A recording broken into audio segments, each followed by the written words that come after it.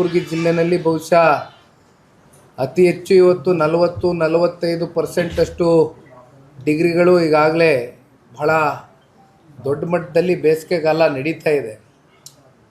ಆದರೂ ಕೂಡ ನಾವು ಕೊಟ್ಟಂಥ ಈ ಒಂದು ಸಮಯ ಏನಿತ್ತು, ಇಲ್ಲ ನೀವು ಕೊಡ್ತಾ ಇರ್ತಕ್ಕಂಥ ಈ ಸಮಯಕ್ಕೆ ನಾವು ಯಶಸ್ವಿ ಮಾಡ್ತೇವೆ, ಕಾರ್ಯಕ್ರಮ ಬಂದೋಗಿ, ಬೇಸಿಗೆ ಆದರೂ ತೊಂದರೆ ಇಲ್ಲ ಬಂದೋಗಿ ಅಂತಕ್ಕಂಥದ್ದನ್ನ ಬಾಲರಾಜ್ ಗುತ್ತೇದಾರರು ನಮಗೆ ವಿಶ್ವಾಸದಿಂದ ಹೇಳಿದಂಥ ಸಂದರ್ಭದಲ್ಲಿ ಇವತ್ತು ನನ್ನನ್ನು ಇಲ್ಲಿವರೆಗೂ ಕರೆ ತಂದಿದ್ದಾರೆ. ಅವರೇ ಹೇಳಿದಾಗೆ ಇದು ಸೇಡಂ ಕ್ಷೇತ್ರಕ್ಕೆ ಬರ್ತಾ ಇರ್ತಕ್ಕಂಥದ್ದು ನನ್ನ ಪ್ರಥಮವಾದಂಥ ಇವತ್ತಿನ ಈ ಕಾರ್ಯಕ್ರಮ ಭಾಳ ವಿಶೇಷವಾಗಿ ಆಯೋಜನೆ ಮಾಡ್ಕೊಂಡಿದ್ದಾರೆ ಅಂತಕ್ಕಂಥದ್ದು ಕೂಡ ಈಗ ತಾನೇ ಹೇಳ್ತಾಯಿದ್ರು. ಅದು ಸಂಜೆ ಇಟ್ಟಿರ್ತಕ್ಕಂಥ ಕಾರಣ ಬಹುಶಃ ಒಂದು ಸ್ವಲ್ಪ ಮಧ್ಯಾಹ್ನದೊತ್ತು ಜನಗಳಿಗೂ ಕೂಡ ಬಂದು ಕಾರ್ಯಕ್ರಮದಲ್ಲಿ ಭಾಗವಹಿಸ್ತಕ್ಕಂಥದ್ದಕ್ಕೆ ಅವ್ರಿಗೂ ಯಾವುದೇ ರೀತಿ ಒತ್ತಡಗಳು ಮಾಡಬಾರ್ದು ಅಂತಕ್ಕಂಥ ಹಿನ್ನೆಲೆಯಲ್ಲಿ ಬಂದಿದ್ದೇವೆ. ಈಗಾಗಲೇ ರಾಜ್ಯಾದ್ಯಂತ ಜನರೊಂದಿಗೆ ಜನತಾದಳ ಕಾರ್ಯಕ್ರಮ ಇಡೀ ರಾಜ್ಯವ್ಯಾಪಿ, ಅಂದರೆ ಒಂದು ಜನತಾದಳ ಪಕ್ಷ ಅಂತ ಇದ್ದಂಗೆ ಅದು ಹಳೆಯ ಮೈಸೂರು ಪ್ರಾಂತ್ಯಕ್ಕೆ ಹೆಚ್ಚು ಸೀಮಿತವಾಗಿರ್ತಕ್ಕಂಥ ಪಕ್ಷ ಅಂತಕ್ಕಂಥದ್ದು ಅನೇಕ ಜನಗಳಲ್ಲಿ ತಪ್ಪು ಪರಿಕಲ್ಪನೆಯನ್ನು ಬಹಳಷ್ಟು ಜನ ಅವ್ರ ಮನಸ್ಸಿನ ಮೇಲೆ ಹಾಕಿರ್ತಕ್ಕಂಥದ್ದೇನಿದೆ. ಬಹುಶಃ ಇವೆಲ್ಲವನ್ನು ಸತ್ಯಕ್ಕೆ ದೂರವಾದಂಥ ವಿಚಾರ ಅಂತಕ್ಕಂಥದ್ದನ್ನು ಬಹುಶಃ ಹೋಗಲಾಡಿಸ್ಬೇಕು ಅಂತಕ್ಕಂಥ ಹಿನ್ನೆಲೆಯಲ್ಲಿ ಹಳೆ ಮೈಸೂರು ಪ್ರಾಂತ್ಯ ಅಷ್ಟೇ ಅಲ್ಲ, ಮಧ್ಯ ಕರ್ನಾಟಕ ಇರ್ಬೋದು, ಕಲ್ಯಾಣ ಕರ್ನಾಟಕ ಇರ್ಬೋದು, ಕಿತ್ತೂರು ಕರ್ನಾಟಕ, ಜೊತೆಯಲ್ಲಿ ಉತ್ತರ ಕನ್ನಡ ಸೇರಿದಂತೆ ಬೆಂಗಳೂರು ನಗರನೂ ಸೇರಿದಂತೆ ಎಲ್ಲ ಕಡೆ ಈಗಾಗಲೇ ಕಾರ್ಯಕ್ರಮಗಳು ಅನೇಕ ಜಿಲ್ಲೆಗಳಲ್ಲಿ, ತಾಲೂಕುಗಳಲ್ಲಿ ಹೆಚ್ಚು ಕಮ್ಮಿ 70ಕ್ಕೂ ಹೆಚ್ಚು ಕ್ಷೇತ್ರಗಳಲ್ಲಿ ಈಗಾಗಲೇ ಜನರೊಂದಿಗೆ ಜನತಾದಳ ಕಾರ್ಯಕ್ರಮದ ಸದಸ್ಯತ್ವ ನೋಂದಣಿಯ ಒಂದು ಅಭಿಯಾನ ಏನು ಚಾಲನೆ ಕೊಟ್ವಿ. ಒಂದು ಗುರಿಯನ್ನು ಇಟ್ಕೊಂಡಿತ್ತು ಪಕ್ಷ, ಯಾವುದೇ ಒಂದು ರಾಜಕೀಯ ಪಕ್ಷ ಸದಸ್ಯತ್ವ ನೋಂದಣಿ ಅಂತಕ್ಕಂಥದ್ದು ಒಂದು ರೀತಿ ಸಂಘಟನೆ ಮಾಡ್ತಕ್ಕಂಥ ದೃಷ್ಟಿಯಲ್ಲಿ ಕಾರ್ಯಕರ್ತರನ್ನ ಮತ್ತಷ್ಟು ಸಂಘಟಿತರಾಗಿ ಒಗ್ಗೂಡಿಸಿ ಪಕ್ಷವನ್ನು ಕಟ್ತಕ್ಕಂಥ ಒಂದು ದೃಷ್ಟಿಯಲ್ಲಿ ನಮಗೆ ಇರ್ತಕ್ಕಂಥ ಈ ಒಂದು ಅವಕಾಶ ಏನಿದೆ, ಸಮಯ ಏನಿದೆ, ಇದನ್ನು ಪಕ್ಷ ಕಟ್ತಕ್ಕಂಥದ್ದಕ್ಕೆ ಬಳಸ್ಕೊಳ್ಬೇಕು. ಜೊತೆಯಲ್ಲಿ ತಳಮಟ್ಟದಿಂದ ಪಕ್ಷವನ್ನು ಕಟ್ಟಿದಾಗ ಮತ್ತೆ ಪಕ್ಷ ಹುಟ್ಟಿದೇಳ್ತಕ್ಕಂಥದ್ದಕ್ಕೆ ಮತ್ತಷ್ಟು ಅವಕಾಶಗಳು ಸಿಗುತ್ತೆ ಅಂತಕ್ಕಂಥ ಹಿನ್ನೆಲೆಯಲ್ಲಿ ರಾಜ್ಯ ಪ್ರವಾಸವನ್ನು ಮಾಡ್ಕೊಳ್ತಾನೆ ಬಂದಿದ್ದೇವೆ. ಪಕ್ಷದ ರಾಜ್ಯ ಮಟ್ಟದ, ಜಿಲ್ಲೆ ಮಟ್ಟದ, ತಾಲೂಕು ಮಟ್ಟದ ಹಿರಿಯ ನಾಯಕರುಗಳು, ಅಭ್ಯರ್ಥಿಗಳು, ಮುಖಂಡರು, ಕಾರ್ಯಕರ್ತರ ಸಹಕಾರದಿಂದ ಇಲ್ಲಿವರೆಗೂ ಭಾಳ ಯಶಸ್ವಿಯಾಗಿ ಕಾರ್ಯಕ್ರಮಗಳು ನೆರವೇರಿದೆ. ಇವತ್ತು ಕಲಬುರಗಿಯ ಸೇಡಂಗೆ ಬಂದಿದ್ದೇನೆ. ಜೇವರ್ಗಿಗೆ ಮೊದಲನೇ ಹಂತದಲ್ಲಿಯೇ ಹೋಗಿದ್ದೆ, ದೊಡ್ಡಪ್ಪಗೌಡ್ರಿಗೆ ಕರೆ ಮಾಡಿದ್ದೆ. ಇವತ್ತು ನಿಜ ಹೇಳಬೇಕು ಅಂದರೆ ಈ ತಿಂಗಳು 10ನೇ ತಾರೀಕುವರೆಗೂ ಬಹುಶಃ ಮಾಧ್ಯಮ ಸ್ನೇಹಿತರಿಗೂ ಗೊತ್ತಿರ್ತದೆ, ಮದುವೆ ಕಾರ್ಯಕ್ರಮಗಳು ಮತ್ತಷ್ಟು ಎಲ್ಲ ವೈಯಕ್ತಿಕ ಕಾರ್ಯಕ್ರಮಗಳು ಹೆಚ್ಚಿದೆ, ಒತ್ತಡಗಳು ಜಾಸ್ತಿ ಇದೆ. ಬಂಡಪ್ಪ ಕಾಶಂಪುರ್ ಸಾಹೇಬರು ಕೂಡ ಮಾತನಾಡಿದರು 2 ಅವರ್ ಮುಂಚೆ. ನಾನು ಕೂಡ ಬಂದು ಸಂಜೆ ನಿಮ್ಮ ಜೊತೆಯಲ್ಲಿ ಜಾಯ್ನ್ ಆಗ್ತೀನಿ ಅಂತ ಹೇಳಿದ್ದಾರೆ. ಇನ್ನೂ ಅನೇಕ ಜನ ಶಾಸಕರು, ಮಾಜಿ ಶಾಸಕರು, ಮಾಜಿ ಮಂತ್ರಿಗಳು ಕೂಡ ಇವತ್ತಿನ ಕಾರ್ಯಕ್ರಮಕ್ಕೆ ಆಗಮಿಸ್ತಾರೆ. ಮತ್ತೊಂದು ಇವತ್ತು ವಿಚಾರ ಅಂದರೆ ಬೆಳ್ಳಿ ಹಬ್ಬ ಅಂತಕ್ಕಂಥದ್ರ ಬಗ್ಗೆ ಬಾಲರಾಜ್ ಅವರೇನು ವ್ಯಕ್ತಪಡಿಸಿದರು ವಿಚಾರವನ್ನು. ಬಹುಶಃ ಒಂದು ಪ್ರಾದೇಶಿಕ ಪಕ್ಷ, ಅದು ಕನ್ನಡ ನಾಡಿನಲ್ಲಿ ನಾಡಿನ ಜನತೆಯ ಒಂದು ವಿಶ್ವಾಸವನ್ನು ಸಂಪಾದನೆ ಮಾಡುವ ಮೂಲಕ ಅವರ ಧ್ವನಿಯಾಗಿ ನಿರಂತರವಾಗಿ ಇವತ್ತು ಇಡೀ ರಾಜ್ಯಾದ್ಯಂತ ಯಾವುದೇ ನಮ್ಮ ನಾಡಿನ ನೆಲ, ಜಲ, ಭಾಷೆಯ ವಿಚಾರಕ್ಕೆ ಸಂಬಂಧಪಟ್ಟಂತೆ ನಿರಂತರವಾಗಿ ಧ್ವನಿಯನ್ನು ಎತ್ತಾನೆ ಬಂದಿರತಕ್ಕಂಥ 99ನೇ ಇಸ್ವಿನಲ್ಲಿ ಜಾತ್ಯತೀತ ಜನತಾದಳ ಪಕ್ಷವಾಗಿ ಏನು ಜನತಾ ಪರಿವಾರ ಅಂತಕ್ಕಂಥದ್ದಿತ್ತು, ಹಿಂದೆ ಜನತಾ ಪಾರ್ಟಿ ಅಂತಕ್ಕಂಥದ್ದಿತ್ತು, ಅದು ಸ್ಪ್ಲಿಟ್ಟಾಗಿ ಒಂದು ಕಡೆ ಜನತಾದಳ ಎಸ್ ಆಯಿತು, ಒಂದು ಕಡೆ ಜನತಾದಳ ಯು ಆಯಿತು. ಮತ್ತಿತರ ಜನಗಳು ಬಹುಶಃ ಮಾಧ್ಯಮದ ಮಿತ್ರರಿಗೂ ಕೂಡ ಅಂಕಿಅಂಶಗಳ ಬಗ್ಗೆ ಸಂಪೂರ್ಣ ಪರಿಜ್ಞಾನವೂ ಇರ್ತವೆ, ಇತಿಹಾಸವೂ ಕೂಡ ತಾವೆಲ್ಲ ತಿಳ್ಕೊಂಡಿರ್ತೀರಿ. ಭಾಳ ಜನ ಇವತ್ತು ಜನತಾದಳ ಪಕ್ಷದಿಂದ, ಜಿಲ್ಲಾ ಪಂಚಾಯತಿಯಿಂದ ಹಿಡಿದು ಕೊನೆಗೆ MLA ಟಿಕೆಟ್ನ ತಗೊಳ್ತಕ್ಕಂಥದ್ರವರೆಗೂ ಕೊನೆಗೆ ಸಂಸತ್ ಟಿಕೆಟ್ನ ತಗೊಳ್ತಕ್ಕಂಥದ್ರವರೆಗೂ ಇಲ್ಲಿಂದ ಮಂತ್ರಿಗಳಾಗಿ ಉಪಮುಖ್ಯಮಂತ್ರಿಗಳಾಗಿ ಹೋಗಿರ್ತಕ್ಕಂಥ ಮಂದಿ ಬಹುಶಃ 50ಕ್ಕೂ ಹೆಚ್ಚು ಜನ ಈಗಾಗಲೇ ಜನತಾದಳ ಪಕ್ಷದಿಂದನೇ ಅವರ ರಾಜಕೀಯವನ್ನು ಪ್ರಾರಂಭ ಮಾಡಿ ಇಲ್ಲಿಂದ ಆಯಾ ಕಾಲಘಟ್ಟಕ್ಕೆ ಅವರವರ ವೈಯಕ್ತಿಕ ಕೆಲವೊಂದಷ್ಟು ರಾಜಕಾರಣದ ಲಾಭ ನಷ್ಟದ ಲೆಕ್ಕಾಚಾರವನ್ನು ಮುಂದಿಟ್ಕೊಂಡು ಪಕ್ಷ ತ್ಯಜಿಸಿ ಹೋಗಿದ್ದರೂ ಕೂಡ ಪಕ್ಷ ಇನ್ನೂ 25 ವರ್ಷಗಳ ಕಾಲ ಸುದೀರ್ಘವಾಗಿ ನಡ್ಕೊಂಬಂದಿದೆ ಅಂದರೆ ಅದಕ್ಕೆ ಬಹುಶಃ ಭಾಳ ಜನ ರಾಷ್ಟ್ರೀಯ ಪಕ್ಷಗಳಲ್ಲೂ ಕೂಡ ಆಫ್ ದ ರೆಕಾರ್ಡು ಕೂತ್ಕೊಂಡಂಥ ಸಂದರ್ಭದಲ್ಲಿ ಯಾವಾಗಲೂ ನಮ್ಮ ಪಕ್ಷದ ಕಾರ್ಯಕರ್ತರ ಬಗ್ಗೆ ಅವರು ಯಾವ ರೀತಿ ಪಕ್ಷವನ್ನು ಮನಸ್ಸಿನಿಂದ ಒಪ್ಕೊಂಡು ಒಕ್ಕರಳಿನಿಂದ ಸನ್ಮಾನ್ಯ ದೇವೇಗೌಡರು ಸಾಹೇಬರು ಕುಮಾರಣ್ಣವರ ಹೋರಾಟಕ್ಕೆ ಯಾವುದೇ ಏಳು ಬೀಳುಗಳಲ್ಲೂ ಕೂಡ ಧೃತಿಗೆಡದಿರ ಪಕ್ಷವನ್ನು ಕಟ್ತಾನೆ ಬಂದಿರತಕ್ಕಂಥ ಭಾಳಷ್ಟು ಜನ ನಿಸ್ವಾರ್ಥ ಸೇವೆಯನ್ನು ಮಾಡಿರ್ತಕ್ಕಂಥ ಕಾರ್ಯಕರ್ತ ಬಂಧುಗಳು ಭಾಳ ಜನ ಇದ್ದಾರೆ ಈ ಪಕ್ಷದಲ್ಲಿ. ಹಾಗಾಗಿ ನಮಗೆ ಈಗ ಇರ್ತಕ್ಕಂಥದ್ದು ಒಂದೇ, ಪಕ್ಷ ಮತ್ತಷ್ಟು ಸುಭದ್ರವಾಗಿ ತಳಮಟ್ಟದಿಂದ ಕಟ್ಟಬೇಕು. ಜೊತೆಯಲ್ಲಿ ಕಾರ್ಯಕರ್ತರಿಗೆ ಮುಂಬರ್ತಕ್ಕಂಥ ದಿನಗಳಲ್ಲಿ ಬಹುಶಃ ಪಂಚಾಯಿತಿ ಚುನಾವಣೆ ನಡೀತಕ್ಕಂಥದ್ದಕ್ಕೆ ಈಗಾಗಲೇ ನೋಟಿಫಿಕೇಷನ್ಗಳು ಕೂಡ ಜಾರಿ ಆಗ್ತಕ್ಕಂಥದ್ದು ವಿಚಾರಗಳು ಕೂಡ ವ್ಯಕ್ತವಾಗಿದೆ. ಇನ್ನು ಜಿಲ್ಲಾ ಪಂಚಾಯಿತಿ ತಾಲೂಕು ಪಂಚಾಯಿತಿ ಚುನಾವಣೆಗಳು ಇಲ್ಲಿಯವರೆಗೂ ಕೂಡ ರಾಜ್ಯ ಸರ್ಕಾರಕ್ಕೆ ನಡೆಸ್ತಕ್ಕಂಥದ್ದಕ್ಕೆ ಮನಸ್ಸಿಲ್ಲ.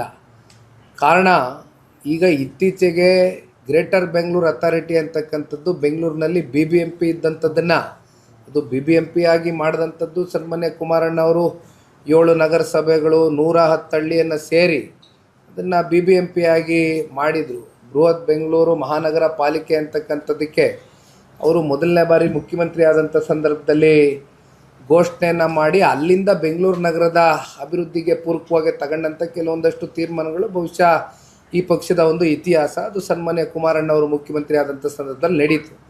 ಆದರೆ ಈಗ ಮತ್ತೆ ಅದಕ್ಕೆ ಹೊಸದಾಗೆ ಪುನರ್ ನೇಮಕಾತಿ ಮಾಡಿ ಮತ್ತೆ ಹೊಸದಾಗೆ ಅದಕ್ಕೊಂದು ಹೆಸರನ್ನು ಕೊಟ್ಟು ಗ್ರೇಟರ್ ಬೆಂಗಳೂರು ಅಥಾರಿಟಿ ಅಂತ ಮಾಡಿದರು.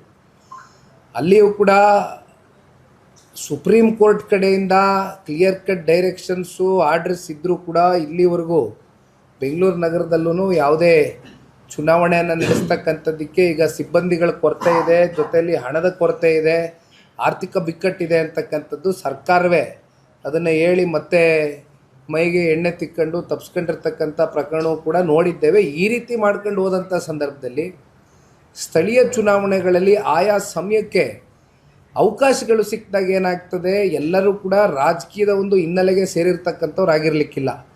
ಯಾರ್ಯಾರು ಹೊಸದಾಗಿ ರಾಜಕಾರಣಕ್ಕೆ ಪ್ರವೇಶ ಮಾಡಬೇಕು ಅಂತಕ್ಕಂಥದ್ರ ಬಗ್ಗೆ ಆಲೋಚನೆಯನ್ನು ಚಿಂತನೆಯನ್ನು ಇಟ್ಕೊಂಡಿರ್ತಕ್ಕಂಥ ಇವತ್ತಿನ ಯುವಕರಿದ್ದಾರೆ. ಅಂಥ ಯುವಕರಿಗೆ ಮತ್ತಷ್ಟು ಪ್ರೋತ್ಸಾಹ ಕೊಡ್ತಕ್ಕಂಥ ಕೆಲಸ ಸರ್ಕಾರಗಳು ಮಾಡಬೇಕು. ಅಂದರೆ ಸರ್ಕಾರಗಳು ಎಲ್ಲೋ ಒಂದು ಕಡೆ ಅವರ ಇವತ್ತಿನ 3 ವರ್ಷದ ಆಡಳಿತ ಒಂದು ರೀತಿ ಅವರಲ್ಲಿ ಇರ್ತಕ್ಕಂಥ ಲೋಪಗಳೇನಿದೆ, ವೈಫಲ್ಯತೆಗಳೇನಿದೆ, ಇವೆಲ್ಲವೂ ಕೂಡ ಮುಚ್ಚಾಕ್ಕೊಳ್ತಕ್ಕಂಥದ್ದಕ್ಕೆ ಇವತ್ತು ಆಯಾ ಕಾಲಘಟ್ಟದಲ್ಲಿ ಚುನಾವಣೆಗಳು ಕಂಡಕ್ಟ್ ಮಾಡದೇ ಇರತಕ್ಕಂಥ ಹಿನ್ನೆಲೆಯಲ್ಲಿ ಹೆಚ್ಚು ಜನ ಬರಲಿಕ್ಕೆ ಆಗ್ತಾಯಿಲ್ಲ ರಾಜಕಾರಣಕ್ಕೆ. ಇದು ಕೂಡ ಸರ್ಕಾರದ ಮೇಲೆ ಪ್ರತಿಪಕ್ಷವಾಗಿ ಜನತಾದಳ ಪಕ್ಷ ಭಾಳ ಗಂಭೀರವಾಗಿ ಒತ್ತಾಯ ಮಾಡ್ತದೆ. ಜೊತೆಯಲ್ಲಿ ಇವತ್ತು ನಾನು ಸೇಡಮ್ಗೆ ಬಂದಿರತಕ್ಕಂಥ ಹಿನ್ನೆಲೆಯಲ್ಲಿ ಒಂದು 2-3 ಅಂಶಗಳು ಬಹುಶಃ ಇಲ್ಲಿರ್ತಕ್ಕಂಥ ಸ್ಥಳೀಯ ಮಾಧ್ಯಮದ ಮಿತ್ರರು ದಿನನಿತ್ಯ ಇಲ್ಲಿರ್ತಕ್ಕಂಥ ಸಮಸ್ಯೆಗಳ ಬಗ್ಗೆ ನನಗಿಂತ ಚೆನ್ನಾಗಿ ತಮ್ಮೆಲ್ಲರಿಗೂ ಕೂಡ ಅರಿವಿದೆ. ಜೊತೆಯಲ್ಲಿ ಕೆಲವೊಂದಷ್ಟು ಪ್ರಶ್ನೆಗಳು ಕೂಡ ಕ್ಷೇತ್ರದ ಜನತೆಯ ಪರವಾಗಿ ಸಮಸ್ಯೆಗಳ ಪರವಾಗಿ ನಮ್ಮಲ್ಲೂ ಕೂಡ ತಾವುಗಳು ಕೇಳಬೇಕು ಅಂತಕ್ಕಂಥ ನಿರೀಕ್ಷೆಯನ್ನು ಕೂಡ ಇಟ್ಕೊಂಡು ತಾವೆಲ್ಲ ಬಂದು ಇವತ್ತು ಈ ಪತ್ರಿಕಾಗೋಷ್ಠಿಯಲ್ಲಿ ಭಾಗವಹಿಸಿದ್ದೀನಿ. ಬಹುಶಃ ಮೊದಲನೇ ವಿಚಾರ ಇಲ್ಲಿ ಏನು ನಮ್ಮ ಇದು ಎಂಥದ್ದು ನಿಮ್ಮ ಸಿ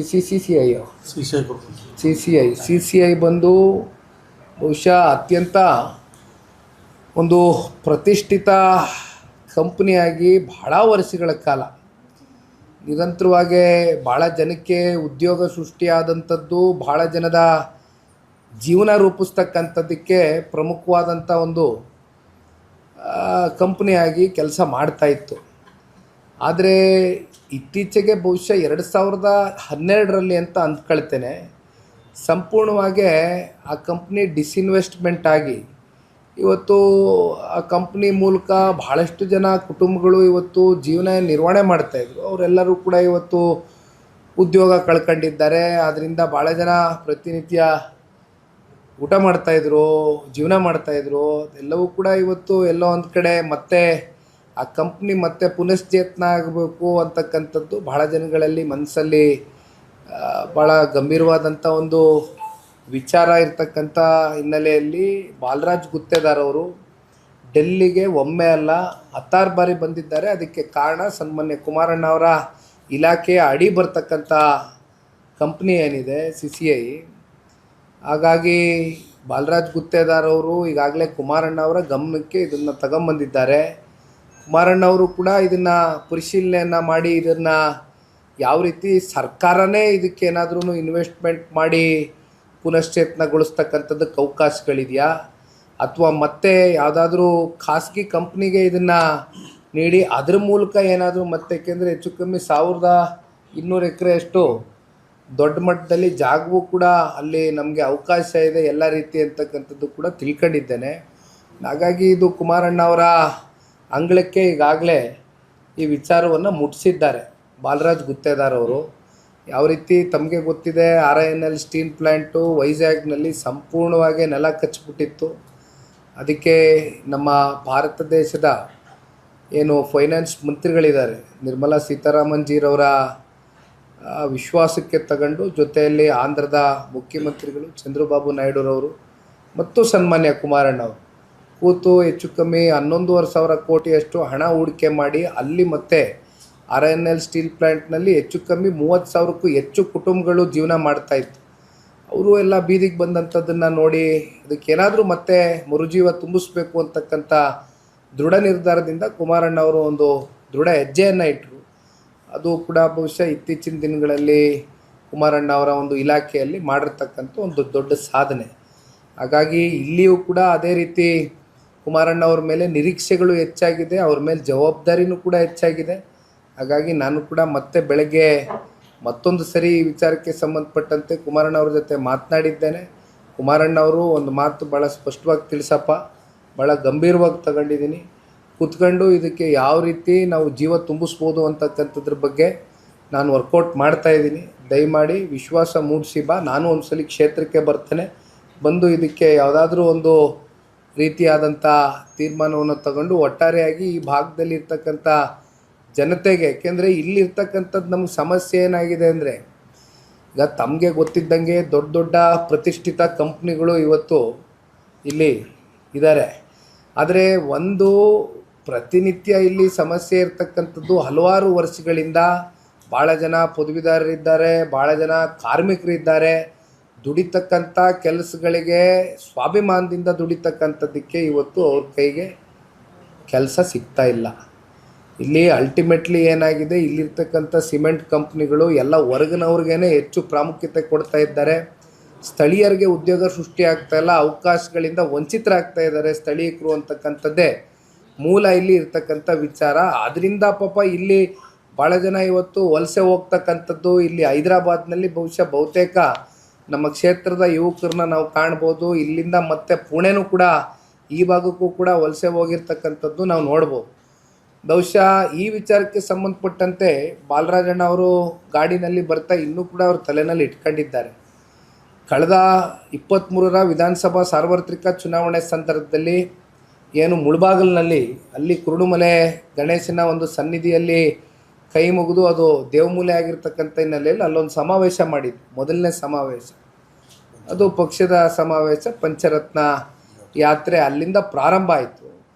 ಅವತ್ತು ನಾನು ಒಂದು ಮಾತು ಕೊಟ್ಟಿದ್ದೆ, ನಮ್ಮ ಪ್ರಣಾಳಿಕೆಯಲ್ಲಿ ಸನ್ಮಾನ್ಯ ಕುಮಾರಣ್ಣ ಅವ್ರಿಗೆ ನಾನು ವೇದಿಕೆ ಮೂಲಕನೇ ನಾನು ಅವ್ರಿಗೆ ಒಂದು ಮನವಿಯನ್ನು ಕೊಟ್ಟೆ. ಬಹಿರಂಗವಾಗಿ ಸಾರ್ವಜನಿಕವಾಗಿ ಅದನ್ನು ಒಂದು ಮನವಿಯನ್ನು ಮಾಡಿದಂಥದ್ದು ನೆನೆಸ್ಕೋತಾ ಇದ್ರು. ಕನಿಷ್ಠ ಪಕ್ಷ 50% ಆದ್ರೂ ಮುಂಬರ್ತಕ್ಕಂಥ ದಿನಗಳಲ್ಲಿ ಜನ ನಮ್ಮನ್ನು ಆಶೀರ್ವಾದ ಮಾಡಿದಂಥ ದಿನ, ಬಹುಶಃ ಅದು ಭಾಳ ದೂರ ಇಲ್ಲ ಅಂತ ಅಂದ್ಕೊಂಡಿದ್ದೇನೆ. ಇವತ್ತಿನ ಈ ರಾಜ್ಯ ಸರ್ಕಾರದ ವೈಫಲ್ಯತೆಗಳು ನೋಡಿದಾಗ ಜನ ಮುಂದಕ್ಕೆ ಅವಕಾಶ ಕೊಡ್ತಾರೆ ಅಂತಕ್ಕಂಥದ್ದು ಸಂಪೂರ್ಣ ಆತ್ಮವಿಶ್ವಾಸ ಇದೆ. ಅವತ್ತಿನ ದಿನ ಕನಿಷ್ಠ ಪಕ್ಷ ಕಡ್ಡಾಯವಾಗಿ ಇಲ್ಲೇನು ಕಂಪ್ನಿಗಳು ಯಾವ ಒಂದು ಮಾನದಂಡದ ಮೇಲೆ ಇಲ್ಲಿರ್ತಕ್ಕಂಥ ಯುವಕರನ್ನ ಉದ್ಯೋಗವನ್ನು ಕೊಡ್ದಿರ ಇನ್ಯಾವುದೋ ಯುವಕರಿಗೆ ಕರ್ಕೊಂಬಂದು ಬೇರೆ ಬೇರೆ ಹೊರ ರಾಜ್ಯದ ಯುವಕರಿಗೆ ಉದ್ಯೋಗ ಕೊಡ್ತಾ ಇದ್ದಾರೆ ಅಂತಕ್ಕಂಥದ್ದು ನನಗೆ ಗೊತ್ತಿಲ್ಲ. ಆದರೆ ಒಂದು ಸರ್ಕಾರದ ಕಡೆಯಿಂದ ಕಡ್ಡಾಯವಾಗಿ ಇಲ್ಲಿ ಇರ್ತಕ್ಕಂಥ ನಮ್ಮ ರಾಜ್ಯದಲ್ಲಿ ಕಂಪ್ನಿಗಳಿಗೆ ಕನಿಷ್ಠ ಪಕ್ಷ ಇಷ್ಟು ಪರ್ಸೆಂಟೇಜು ನೀವು ಸ್ಥಳೀಯರಿಗೆ ಅವಕಾಶ ಮಾಡಲೇಬೇಕು ಉದ್ಯೋಗಕ್ಕೆ ಅಂತಕ್ಕಂಥದ್ದನ್ನು ಭಾಳ ಸ್ಪಷ್ಟವಾಗಿ ಕಠಿಣವಾದಂಥ ಕ್ರಮಗಳನ್ನ ತಗೊಳ್ತಕ್ಕಂಥದ್ದಕ್ಕೆ ಸರ್ಕಾರದ ಕಡೆಯಿಂದನೇ ಒತ್ತಡ ಮಾಡ್ತಕ್ಕಂಥದ್ದಿನ ಮುಂದಿನ ದಿನಗಳಲ್ಲಿ ಮಾಡ್ತೇವೆ ಅಂತಕ್ಕಂಥದ್ದನ್ನ ಈ ಸಂದರ್ಭದಲ್ಲಿ ತಿಳಿಸ್ಲಿಕ್ಕೆ ಬಯಸ್ತೇನೆ. ಮತ್ತು ಇನ್ನಷ್ಟು ಸಮಸ್ಯೆಗಳು ಬಹುಶಃ ತಮಗೆ ಗೊತ್ತಿದೆ, ಈಗಾಗಲೇ ಸಾಕಷ್ಟು ಇಲ್ಲಿ ಸಿಮೆಂಟ್ ಕಂಪ್ನಿಗಳಿದೆ. ಇಲ್ಲಿ ಇವೆಲ್ಲ ಎನ್ವಿರಾನ್ಮೆಂಟಲ್ ಕ್ಲಿಯರೆನ್ಸ್ಗಳು ಅಥವಾ ಫಾರೆಸ್ಟ್ ಲ್ಯಾಂಡ್ನಲ್ಲಿ ಇವೆಲ್ಲ ಬೇರೆ ಬೇರೆ ರೀತಿಯ ಅಥವಾ ವ್ಯವಸಾಯ ಮಾಡ್ತಾ ಇರ್ತಕ್ಕಂಥ ಜಮೀನುಗಳು ನೂರಾರು ವರ್ಷಗಳು ಲೀಸ್ಗೆ ಹಾಕ್ಕೊಂಡು ಇಲ್ಲಿ ರೈತರನ್ನ ಬೀದಿ ಪಾಲು ಮಾಡಿರ್ತಕ್ಕಂಥದ್ದು ನಾವು ನೋಡ್ಬೋದು.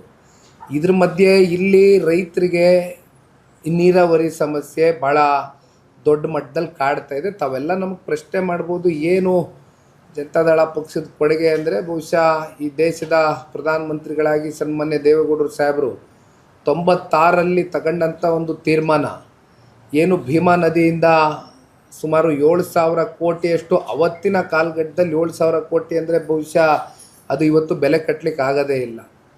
ಜೊತೆಯಲ್ಲಿ ಆಕ್ಸಿಲರೇಟೆಡ್ ಇರಿಗೇಷನ್ ಪಾಲಿಸಿ ಅಂತಕ್ಕಂಥದ್ದನ್ನ ಒಂದು ತಗೊಂಬಂದರು. ಇವತ್ತಿಗೂ ಕೂಡ ನಮ್ಮ ದೇಶದಲ್ಲಿ ನಮ್ಮ ಕರ್ನಾಟಕ ರಾಜ್ಯವೂ ಸೇರಿದಂತೆ ಆ ಒಂದು ಪಾಲಿಸಿನ ಏನು ಇಂಟ್ರಡ್ಯೂಸ್ ಮಾಡಿದ್ರು, ಎಲ್ಲೆಲ್ಲಿ ನೀರಾವರಿ ಪ್ರಾಜೆಕ್ಟ್ಗಳು ಸ್ಥಗಿತ ಆಗಿದೆ ಅಂಥ ಪ್ರಾಜೆಕ್ಟ್ಗಳಿಗೆ ಮತ್ತಷ್ಟು ಆರ್ಥಿಕವಾಗಿ ಶಕ್ತಿಯನ್ನು ಒಂದು ನೆರವನ್ನು ನೀಡ್ತಕ್ಕಂಥದ್ದಕ್ಕೆ ಆಕ್ಸಿಲರೇಟೆಡ್ ಪಾಲಿಸಿ ಅದೊಂದು ಸ್ಕೀಮನ್ನು ತಗೊಂಬಂದರು ದೇವೇಗೌಡರು ಸಾಹೇಬರು. ಹಾಗಾಗಿ ಅನೇಕ ಈ ಭಾಗದಲ್ಲಿ ಡ್ಯಾಮ್ಗಳು ಕಟ್ತಕ್ಕಂಥದ್ದು ಇವೆಲ್ಲವೂ ಕೂಡ ವ್ಯವಸ್ಥೆಗಳು ಅವತ್ತಿನ ಕಾಲಘಟ್ಟದಲ್ಲಿ ಆಗಿದೆ. ಆದರೆ ಅಭಿವೃದ್ಧಿ ಅನ್ನುವಂಥದ್ದು ಯಾವತ್ತೂ ಕೂಡ ನಿಂತು ನೀರಾಗಿರಬಾರ್ದು, ಅದು ಒಂದು ರೀತಿ ಹರಿತಾ ಇರ್ತಕ್ಕಂಥ ಸಮುದ್ರ ಆಗಿರಬೇಕು ಅಂತಕ್ಕಂಥದ್ದು ನಾನು ಭಾಳ ಗಟ್ಟಿಯಾಗಿ ಅದನ್ನು ನಂಬಿಕೆ ಇಟ್ಕೊಂಡಿದ್ದೇನೆ. ಹಾಗಾಗಿ ಇಲ್ಲಿ ನಾವು ನೋಡ್ಬೋದು, ಕುಡಿಯೋ ನೀರಿನ ಹಾಹಾಕಾರ ಅವತ್ತಿನ ಕಾಲದಲ್ಲಿ ನೀಗಿಸ್ತಕ್ಕಂಥದ್ದಕ್ಕೆ ಜನತಾದಳ ಪಕ್ಷ ತಗೊಂಡಂಥ ತೀರ್ಮಾನ ಇವತ್ತು ಬಹುಶಃ ಇಲ್ಲಿ ನಮ್ಮ ಯಾವ ಹಳೆ ಮೈಸೂರು ಪ್ರಾಂತ್ಯದಲ್ಲಿ ಕೋಲಾರಕ್ಕೆ ಹೋದರೆ ಅಲ್ಲಿ ಕ್ಲೋರೈಡ್ ಕಂಟೆಂಟು ಹೆಚ್ಚಾಗಿ ಕಾಣ್ಬೋದು, ಅದೇ ರೀತಿ ಕ್ಷೇತ್ರದಲ್ಲಿ ಕ್ಲೋರೈಡ್ ಕಂಟೆಂಟ್ಗಳು ಹೆಚ್ಚಾಗಿ ಇಲ್ಲಿ ಆ ನೀರನ್ನು ಬಳಕೆ ಮಾಡ್ತಕ್ಕಂಥ ಸಣ್ಣ ಸಣ್ಣ ಭವಿಷ್ಯದ ಪೀಳಿಗೆಗಳ ಮೇಲೆ ಅವರ ಹಲ್ಲಿನಲ್ಲಿ ಒಂದು ರೀತಿ ಆರೋಗ್ಯದ ಮೇಲೆ ಪರಿಣಾಮಗಳು, ಮೂಳೆಗಳಲ್ಲಿ ಆಗ್ತಕ್ಕಂಥ ಪರಿಣಾಮಗಳು ಇವೆಲ್ಲವೂ ಕೂಡ ನಾವು ನೋಡ್ತಾ ಇದ್ದೇವೆ. ಇದ್ರ ಮಧ್ಯೆ ಕ್ಷೇತ್ರದಲ್ಲಿ ಮಂತ್ರಿಗಳಿದ್ದಾರೆ, ಬಹುಶಃ 3 ಬಾರಿ ಶಾಸಕರಾಗಿದ್ದಾರೆ, 4ನೇ ಬಾರಿ ಶಾಸಕರಾಗಿದ್ದಾರೆ, 2 ಬಾರಿ ವೈದ್ಯಕೀಯ ಶಿಕ್ಷಣದ ಒಂದು ಖಾತೆಯನ್ನು ಹೊಂದಿರತಕ್ಕಂಥ ಈ ಭಾಗದ ಅತ್ಯಂತ ಅನುಭವಿ ನಾಯಕರು. ಇದ್ರ ಮಧ್ಯೆ 2 ಬಾರಿಯೂ ಕೂಡ ಅದೇ ಖಾತೆಯನ್ನು ಪಡ್ಕೊಂಡಿದ್ದರೂ ಕೂಡ ಇಲ್ಲಿಯವರೆಗೂ ಇಲ್ಲಿ ಸ್ಥಳೀಯವಾಗಿ ತುರ್ತಾಗಿ ಚಿಕಿತ್ಸೆಯನ್ನು ತಗೊಳ್ತಕ್ಕಂಥದ್ದಕ್ಕೆ ಯಾವುದೇ ರೀತಿಯಾದಂಥ ಮೆಡಿಕಲ್ ಫೆಸಿಲಿಟೀಸು ಇಲ್ಲಿ ನಮಗೆ ಸಿಕ್ಕಬೇಕಾಗಿರ್ತಕ್ಕಂಥ ಈ ಕ್ಷೇತ್ರದ ಈ ಭಾಗದ ಜನತೆಗೆ ಆರೋಗ್ಯದ ಸಮಸ್ಯೆಗಳು ಪ್ರತಿನಿತ್ಯ ನೋಡ್ತಾರೆ, ಅದರಲ್ಲಿ ಚೇತರಿಕೆಯನ್ನು ಕಾಣ್ತಕ್ಕಂಥದ್ದಕ್ಕೆ ಇನ್ಫ್ರಾಸ್ಟ್ರಕ್ಚರ್ಗಳಿರ್ಬೋದು ಅಥವಾ ಒಳಗಡೆ ಆ ಮಿಷಿನರಿ ಫೆಸಿಲಿಟೀಸ್ಗಳು ಅಥವಾ ಅಂಥ ಸುಸರ್ಜಿತವಾದಂಥ ಆಸ್ಪತ್ರೆಗಳನ್ನ ಇಲ್ಲಿವರೆಗೂ ಕೂಡ ನಿರ್ಮಾಣ ಮಾಡಲಿಕ್ಕಾಗಿಲ್ಲ ಅಂತಕ್ಕಂಥದ್ದು ಬಹುಶಃ ಆರೋಪ ಅಂತಕ್ಕಂಥದ್ದಷ್ಟೇ ಅಲ್ಲ, ಇದು ಅವರು ಕೂಡ ಪ್ರಶ್ನೆ ಮಾಡ್ಕೊಳ್ಬೇಕಾಗಿರ್ತಕ್ಕಂಥ ವಿಚಾರ. ಯಾಕೆಂದರೆ ಕುಮಾರಣ್ಣ ಅವರು ಎಂಥ ಸಂದಿಗ್ಧ ಪರಿಸ್ಥಿತಿಯಲ್ಲೂ ಕೂಡ ಅವ್ರು ಕೊಟ್ಟಂಥ ಮಾತನ್ನು ಉಳಿಸ್ಕೊಂಡ್ರು. ರೈತರ ಸಾಲ ಮನ್ನಾ ಮಾಡ್ತೇನೆ ಅಂತ ಹೇಳಿದ್ರು, 37 ಸ್ಥಾನ ಪಡ್ಕೊಂಡ್ರು, 34,000 ಕೋಟಿ ರೈತರ ಸಾಲ 2ನೇ ಬಾರಿ ಮನ್ನಾ ಮಾಡಿದ್ರು, 1ನೇ ಬಾರಿನೂ ಕೂಡ ಮನ್ನಾ ಮಾಡಿದರು. ಆದರೆ ಇಲ್ಲಿ 136, ಇವತ್ತು ಹೆಚ್ಚು ಕಮ್ಮಿ 138, 140 ಸ್ಥಾನಕ್ಕೆ ಹೋಗಿರ್ತಕ್ಕಂಥ ಕಾಂಗ್ರೆಸ್ ಪಕ್ಷಕ್ಕೆ ಯಾವುದೇ ರೀತಿಯಾದಂಥ ಒತ್ತಡಗಳಿಲ್ಲ. ಅವ್ರಿಗೆ ಬಹುಶಃ ಇರ್ತಕ್ಕಂಥ ಒತ್ತಡ ಒಂದು, ಏನು ಗ್ಯಾರಂಟಿ ಸ್ಕೀಮ್ಗಳ ಬಗ್ಗೆ ಚರ್ಚೆ ಮಾಡಿದರು, ಆ ಗ್ಯಾರಂಟಿ ಸ್ಕೀಮ್ಗಳನ್ನ ಸಂಪೂರ್ಣಗೊಳಿಸ್ತಕ್ಕಂಥದ್ದಕ್ಕೆ ವರ್ಷಕ್ಕೆ 55,000 ಕೋಟಿಯನ್ನು ಹಣವನ್ನು ಹೊಂದಿಸಬೇಕಾಗ್ತದೆ. ಇದ್ರ ಮಧ್ಯೆ ಆ 55,000 ಕೋಟಿ ಅದೆಂಥದ್ದು 2,000 ರೂಪಾಯಿ ಗೃಹಲಕ್ಷ್ಮಿ ಕೊಡ್ತೀನಿ, ಮತ್ತದೇನೋ ಫ್ರೀ ಬಸ್ ಕೊಡ್ತೀನಿ, ಮತ್ತು ಇಲ್ಲಿ ಪಾಸಾದಂಥ ಯುವಕರಿಗೆ ಯುವ ನಿಧಿ ಮೂಲಕ ಹಣ ಕೊಡ್ತೇವೆ ಅಂತಕ್ಕಂಥದ್ದನ್ನ ನಾನಾ ರೀತಿ ಹೇಳಿ ಕಾಂಗ್ರೆಸ್ನ ಪಕ್ಷ ಅಧಿಕಾರಕ್ಕೆ ಬಂತು, ಬಹುಶಃ ಇವತ್ತು SCP TSP ಹಣ, ಯಾಕೆಂದರೆ ಇಲ್ಲಿ ಹೆಚ್ಚು ಪರಿಶಿಷ್ಟ ವರ್ಗದ ಮತದಾರರು ವಾಸವಾಗಿರ್ತಕ್ಕಂಥ ಕ್ಷೇತ್ರ. SCP TSP ಹಣ ಈ ವರ್ಷ 2026-27 ಸಾಲಿನಲ್ಲಿ ಹೆಚ್ಚು ಕಮ್ಮಿ 15,000 ಕೋಟಿ, ಈ ವರ್ಷದ ನಾನು ಹೇಳ್ತಾ ಇರೋದು, ಇದ್ರ ಹಿಂದಿನ ವರ್ಷ 36,000-38,000 ಕೋಟಿ ಕಳೆದ 3 ವರ್ಷದಿಂದ ನಿರಂತರವಾಗಿ SCP TSP ಹಣ ಅಂದರೆ ಅಂತಿಮವಾಗಿ ಪರಿಶಿಷ್ಟ ಜಾತಿ ಪರಿಶಿಷ್ಟ ವರ್ಗದ ಅವರ ಒಂದು ಅಭಿವೃದ್ಧಿಗೋಸ್ಕರ ಮೀಸಲಿಟ್ಟಿರ್ತಕ್ಕಂಥ ಹಣ. ಅದರಲ್ಲೂ ಕೂಡ ಅದನ್ನು ಹಣವನ್ನು ಎತ್ತಿ ಮತ್ತಿನ್ನೆಲ್ಲೋ ಗ್ಯಾರಂಟಿಗೆ ಬಳಸ್ಕೊಂಡಿದ್ದೇವೆ ಅಂತಕ್ಕಂಥದ್ದನ್ನು ಸದನದಲ್ಲಿ ನಿಂತು ಮಾತನಾಡ್ತಕ್ಕಂಥದ್ದನ್ನು ಕೂಡ ಒಪ್ಕೊಂಡಿರ್ತಕ್ಕಂಥದ್ದು ಇವೆಲ್ಲ ಪ್ರಕರಣಗಳು ನಾವು ನೋಡ್ಕೊಂಡು ಬಂದಿದ್ದೇವೆ. ಒಟ್ಟಾರೆಯಾಗಿ ಇವತ್ತು ರೈತರ ಪರಿಸ್ಥಿತಿ ಬಗ್ಗೆ ಮಾತಾಡೋದಾದರೆ, ಬೇಸಿಗೆ ಕಾಲ, ಇವತ್ತು ಎಲ್ಲೂ ಕೂಡ ಒಂದು ಹನಿ ನೀರು ಕೂಡ ಸಿಗ್ತಾ ಇರತಕ್ಕಂಥ ಸಂದಿಗ್ಧ ವಾತಾವರಣದಲ್ಲಿ ರೈತರಿದ್ದಾರೆ. ಇಡೀ ರಾಜ್ಯದಲ್ಲಿ ಕಳೆದ 3 ವರ್ಷದಲ್ಲಿ 3,000ಕ್ಕೂ ಹೆಚ್ಚು ರೈತರು ಆತ್ಮಹತ್ಯೆ ಮಾಡ್ಕೊಂಡಿದ್ದಾರೆ. ಅದರಲ್ಲೂ ಇತ್ತೀಚೆಗೆ ಹಲವಾರು ತಿಂಗಳುಗಳ ಹಿಂದೆ ಕಳೆದ ವರ್ಷ ಅತಿವೃಷ್ಟಿಯಿಂದ ಧಾರಾಕಾರವಾಗಿ ಪ್ರಕೃತಿಯ ವಿಕೋಪಕ್ಕೆ ಮಳೆ ಸುರಿದು ರೈತರು ಬೆಳೆದಂಥ ಬೆಳೆ ಸಂಪೂರ್ಣವಾಗಿ ನಾಶ ಆಯಿತು. ಆ ನಾಶ ಆದಂಥ ರೈತರ ಹೊಲ ಗದ್ದೆಗಳಿಗೆ ಯಾವ ಒಬ್ಬ ಅಲ್ಲಿಯ ಜಿಲ್ಲಾ ಉಸ್ತುವಾರಿ ಮಂತ್ರಿಗಳು, ಯಾಕೆಂದರೆ ನಾನು ಬೀದರ್ಗೂ ಹೋಗಿದ್ದೆ, ಕಲಬುರಗಿಗೂ ಬಂದಿದ್ದೆ, ಯಾದಗಿರಿಗೂ ಹೋಗಿದ್ದೆ, ಈ ರೀತಿ ಅನೇಕ ಜಿಲ್ಲೆಗಳಿಗೆ ಭೇಟಿ ಕೊಟ್ಟು ಬಂದೆ. ಆ ಸಂದರ್ಭದಲ್ಲಿ ಬಹುಶಃ ಮುಖ್ಯಮಂತ್ರಿಗಳು ಸರ್ಕಾರದ ಯಾವುದೋ ಒಂದು ಕಾರ್ಯಕ್ರಮಕ್ಕೆ ಆಗಮಿಸ್ತಾ ಇದ್ದರು. ಹಾಗಾಗಿ ಇಲ್ಲಿ ಜಿಲ್ಲೆನಲ್ಲಿ ಇರ್ತಕ್ಕಂಥ ಕೆಲವೊಂದಷ್ಟು ನಾಯಕರುಗಳ ಒತ್ತಡಕ್ಕೆ ಮಣಿದು ಮನಸ್ಸಿಲ್ಲದೆ ಹೋದರೂ ಕೂಡ ಸುಮ್ಮನೆ ಕಾಟಾಚಾರಕ್ಕೆ ಬಂದು 1 ಗಂಟೆ 2 ಗಂಟೆ ನಿಂತಿದ್ದು ಹೋದರೂ ಹೊರತುಪಡಿಸಿದರೆ ರಾಜ್ಯ ಸರ್ಕಾರದಿಂದ ಯಾವುದೇ ಪರಿಹಾರಗಳು ಆ ಸಮಯಕ್ಕೆ ರೈತರು ಧೃತಿಗೆಟ್ಟಂಥ ಸಂದರ್ಭದಲ್ಲಿ ನಿಮ್ಮ ಜೊತೆ ಸರ್ಕಾರ ಇದೆ, ರಾಜ್ಯ ಸರ್ಕಾರ ನಿಮಗೆ ಪರಿಹಾರಗಳು ಕೊಟ್ಟು ನಿಮ್ಮನ್ನು ಮತ್ತಷ್ಟು ಸಬಲರಾಗಿ ಮಾಡ್ತೀವಿ, ಧೃತಿಗೆಡಬೇಡಿ ಅಂತಕ್ಕಂಥ ಕನಿಷ್ಠ ಪಕ್ಷ ಸೌಜನ್ಯದ ಒಂದು ಆತ್ಮಸ್ಥೈರ್ಯ ಉಂಟಾಗ್ತಕ್ಕಂಥ ಮಾತುಗಳನ್ನು ಕೂಡ ಆಡ್ತಕ್ಕಂಥದ್ರಲ್ಲಿ ರಾಜ್ಯ ಸರ್ಕಾರ ಸಂಪೂರ್ಣವಾಗಿ ಒಂದು ರೀತಿ ವಿಫಲರಾಗಿದ್ದಾರೆ ಅಂತಕ್ಕಂಥದ್ದು ಹೇಳಿದ್ರೆ ಬಹುಶಃ ತಪ್ಪಾಗಲಿಕ್ಕಿಲ್ಲ. ಈ ರೀತಿ ಅನೇಕ ವಿಚಾರಗಳು ಇವತ್ತು ರಾಜ್ಯದಲ್ಲಿ ಜನ ಎದುರಿಸ್ತಾ ಇದ್ದಾರೆ. ಒಂದು ಕಡೆ ಸಬಲೀಕರಣದ ಬಗ್ಗೆ ಚರ್ಚೆ ಮಾಡ್ತಕ್ಕಂಥ ಕಾಂಗ್ರೆಸ್ನ ಸರ್ಕಾರ ಇತ್ತೀಚೆಗೆ ಲೋಕಸಭೆಯಲ್ಲಿ ಯಾವ ಒಂದು ಮಹಿಳೆಯರ ಮೀಸಲಾತಿ ಬಿಲ್ಲನ್ನು ಇಂಟ್ರಡ್ಯೂಸ್ ಮಾಡಿದ್ರು, ಆ ಬಿಲ್ಲನ್ನು ಸಂಪೂರ್ಣವಾಗಿ ಬೀಳಿಸ್ತಕ್ಕಂಥದ್ದಕ್ಕೆ ಯಾವ ಒಂದು ಸಂಸದರು ಒಳಗಡೆ ಮತ ಚಲಾವಣೆ ಮಾಡಬೇಕಾಗಿತ್ತು, ಈ ಬಿಲ್ಲನ್ನು ಮತ್ತಷ್ಟು ಎತ್ತಿಡಿತಕ್ಕಂಥದ್ದಕ್ಕೆ ಸಂವಿಧಾನವಾಗಿ ಮತ್ತಷ್ಟು ಇದಕ್ಕೆ ಶಕ್ತಿಯನ್ನು ತುಂಬಿಸ್ತಕ್ಕಂಥ ಕೆಲಸ ಮಾಡಬೇಕಾಗಿತ್ತು. ಆದರೆ ಅದನ್ನು ಕೂಡ ಮಾಡೋಕ್ಕಾಗಿಲ್ಲ. ಅಂದರೆ ಕಾಂಗ್ರೆಸ್ನವ್ರಿಗೆ ಏನಾಗಿದೆ, ಎಲ್ಲೋ ಒಂದು ಕಡೆ 2,000 ರೂಪಾಯಿ ಕೊಡ್ತಾ ಇದ್ದಂಗೆ ನಾವು ಮಹಿಳೆಯರನ್ನ ಸಬಲೀಕರಣ ಮಾಡ್ತಾ ಇದ್ದೇವೆ ಅಂತಕ್ಕಂಥದ್ದು ಅವ್ರೇನು ಬಿಂಬಿಸ್ತಾ ಇದ್ದಾರೆ. ಆದರೆ ನಿಜವಾದ ಸಬಲೀಕರಣ ಮಾಡಿದಂಥದ್ದು ನಮ್ಮ ದೇಶದಲ್ಲಿ ಸನ್ಮಾನ್ಯ ದೇವೇಗೌಡರು ಸಾಹೇಬರು 50% ಮೀಸಲಾತಿ ಸ್ಥಳೀಯ ಚುನಾವಣೆಗಳಲ್ಲಿ ಹೆಣ್ಮಕ್ಳು ಪ್ರತಿನಿಧಿಸ್ತಕ್ಕಂಥದ್ದಕ್ಕೆ ಅವಕಾಶ ಮಾಡಿಕೊಟ್ರು. ಇದ್ರ ಮಧ್ಯೆ ಅವ್ರು ಹೇಳ್ತಾ ಇರ್ತಕ್ಕಂಥದ್ದು ಡಿಲಿಮಿಟೇಷನ್ನು ಕೂಡ ಬಿಲ್ಲನ್ನು ಕೂಡ ಜೊತೆಯಲ್ಲಿ ಇಂಟ್ರಡ್ಯೂಸ್ ಮಾಡಿದರು, 33% ಕೂಡ ಜೊತೆಯಲ್ಲಿ ಮಾಡಿದರು ಅಂತಕ್ಕಂಥ ವಿಚಾರದ ಬಗ್ಗೆ ಏನು ಹೇಳಿದರು. ಬಹುಶಃ ಇವತ್ತು ಸದನದ ಕಡತಗಳಲ್ಲಿ ಯಾವುದು ಕೂಡ ಮರೆಮಾಚಲಿಕ್ಕಾಗೋದಿಲ್ಲ, ಎಲ್ಲವೂ ಕೂಡ ರೆಕಾರ್ಡಿಂಗ್ಸಲ್ಲಿ ಸಿಗ್ತದೆ. ಗೃಹ ಸಚಿವರು ಅಮಿತ್ ಶಾ ಜಿಯವರು ಮಾತಾಡಬೇಕಾದ್ರೆ ಸದನದಲ್ಲಿ ಹೇಳ್ತಾರೆ ಕ್ಲಿಯರಾಗಿ, ನಿಮ್ಮಲ್ಲಿ ಏನಾದ್ರೂ ಇಲ್ಲಿ ಲೋಪ ಆಗಿದೆ ಅಂತಕ್ಕಂಥದ್ದಾದರೆ ಇದನ್ನು ವಾಪಸ್ಸು ಸರಿಪಡಿಸ್ಕೊಳ್ತಕ್ಕಂಥದ್ದಕ್ಕೂ ಅವಕಾಶ ಇದೆ, 1 ಗಂಟೆ ಸಮಯ ಅವಕಾಶ ಕೊಡಿ, ನೀವೇನು ಹೇಳ್ತೀರಾ ಅದೇ ರೀತಿ ನಾವು ಈ ಬಿಲ್ಲಲ್ಲಿ ಮೆನ್ಷನ್ ಮಾಡ್ತೇವೆ, ಆದರೆ ಈ ಬಿಲ್ಲನ್ನು ಬೀಳಿಸ್ಬೇಡಿ, ಎತ್ತಿಡಿರಿ, ಪ್ರಜಾಪ್ರಭುತ್ವ ಸಾಯಬಾರ್ದು, ಹೆಣ್ಣು ಮಕ್ಕಳಿಗೆ ಅವಕಾಶ ಸಿಕ್ಕಬೇಕು ಅಂತಕ್ಕಂಥದ್ದು ಹೇಳಿದಾಗಲೂ ಕೂಡ ಯಾವುದೇ ರೀತಿ ಮನ್ನಣೆಯನ್ನು ಕಾಂಗ್ರೆಸ್ನವರು ಮಾಡಲಿಲ್ಲ, ಬದಲಾಗಿ ಆ ಬಿಲ್ಲನ್ನು ತಿರಸ್ಕಾರ ಮಾಡ್ತಾರೆ. ಈ ರೀತಿ ಅನೇಕ ಪ್ರಕರಣಗಳು ನಮ್ಮ ಕಣ್ಮುಂದೆ ದಿನನಿತ್ಯ ನಡೀತಾ ಇದೆ. ಒಂದು ಜನತಾದಳ ಪಕ್ಷ ಕೇವಲ ಚುನಾವಣೆ ಸಂದರ್ಭದಲ್ಲಿ ಬಂದು ಮತ ಕೇಳ್ತಕ್ಕಂಥ ಪಕ್ಷ ಆಗಿರಬಾರ್ದು. ಇದು ಸದಾಕಾಲ ಅಧಿಕಾರ ಇರಲಿ ಅಧಿಕಾರ ಇಲ್ಲದೆ ಹೋಗಲಿ ಜನರ ಕೂಗು, ಜನರ ನೋವು, ಜನರ ಸಮಸ್ಯೆಯನ್ನು ಅರ್ಥಕೊಂಡು ಒಟ್ಟಾರೆಯಾಗಿ ಜನರ ಜೊತೆ ಈ ಪಕ್ಷ 25 ವರ್ಷಗಳ ಕಾಲ ಹೆಜ್ಜೆಯನ್ನು ಹಾಕ್ತಾ ಬಂದಿದೆ. ಅವರ ಕಷ್ಟ ಸುಖದಲ್ಲಿ ಭಾಗಿಯಾಗಿದ್ದೇವೆ.